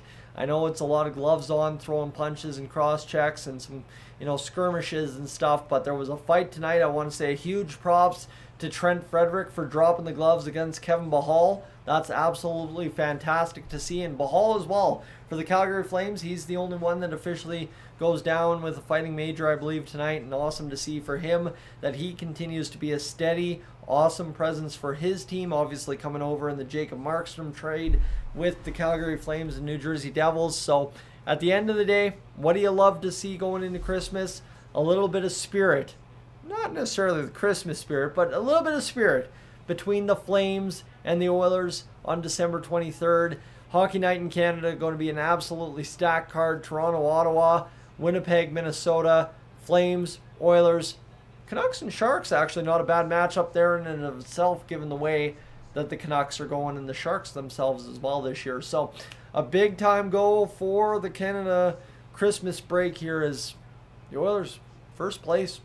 Win against Vegas, win against Calgary, beat some teams, right? Calgary's been moving up the standings. They've been one of the hotter teams lately. We find a way. Connor Ingram, one of the best saves you're going to see him make all night tonight earlier in the game.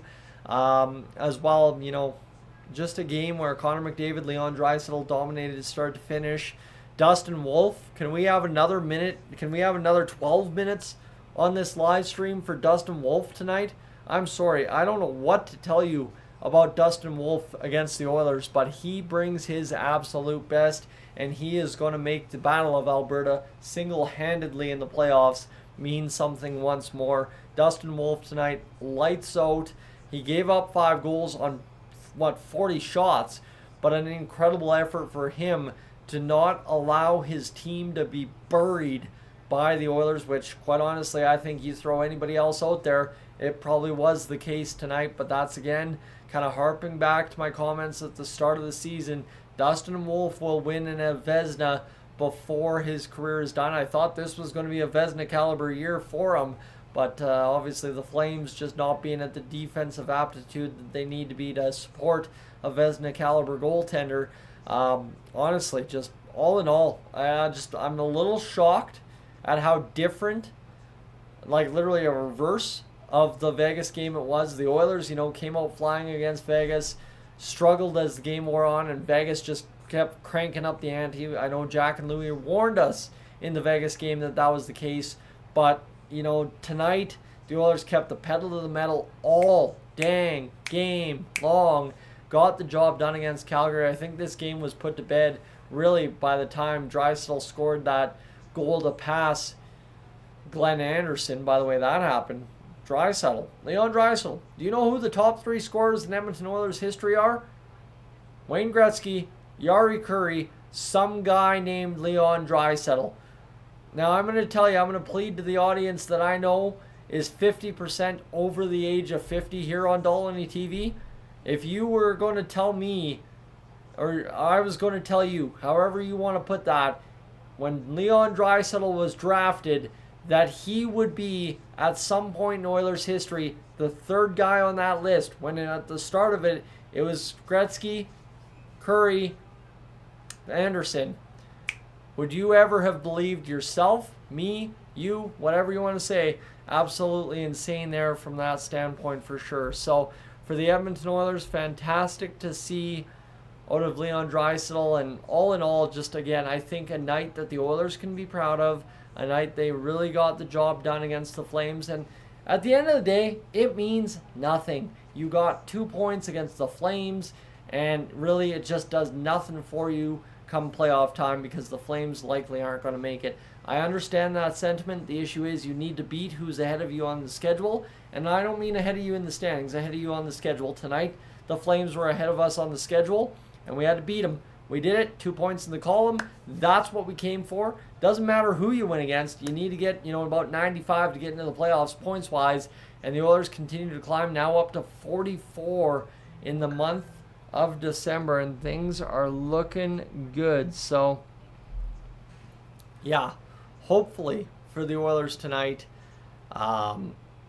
things look okay. And, you roll into the Christmas holidays feeling good about yourself, feeling like, hey, we didn't like the liberties the Flames took against us at the end of the hockey game. That cross-check by Lauenberg on Nurse while he was having the chat with Klapka, and I'm all good with it. I don't have a problem with that. The Oilers should have a problem with that. And if they indeed do, oh my goodness, are we going to have ourselves an electric matchup on, December 27th, Saturday, hockey night in Canada. Friends, Connor Ingram, again, one more time for his performance tonight. Love to see an Oilers goaltender stand up, stand in, and get the job done. Him and Jari, nice welcome additions to this team this month, and the Oilers continue to find a way to win. For right now, though, I am up on out of here. You guys enjoy the rest of your evening. For those of you watching back on the live stream, stay tuned for a moment to wrap this up. For right now, though, I'm up on out of here. Friends, thank you for being aboard here on the stream. Absolutely appreciate everybody hanging out for the ride here tonight. It's been absolutely awesome to hang out and see the Oilers get the job done. As it's, it's been a victory for the Oilers, much needed. And see what we can do against the Calgary Flames the rest of the way this season. I mean, you got 2 more games, and December 27th is going to loom large, I think, for all of these teams here in this one. So we'll see how it goes. But friends, right now, I'm going to shut down the stream. You have yourself a great night. Thanks for being aboard. Brains fried. I'm going to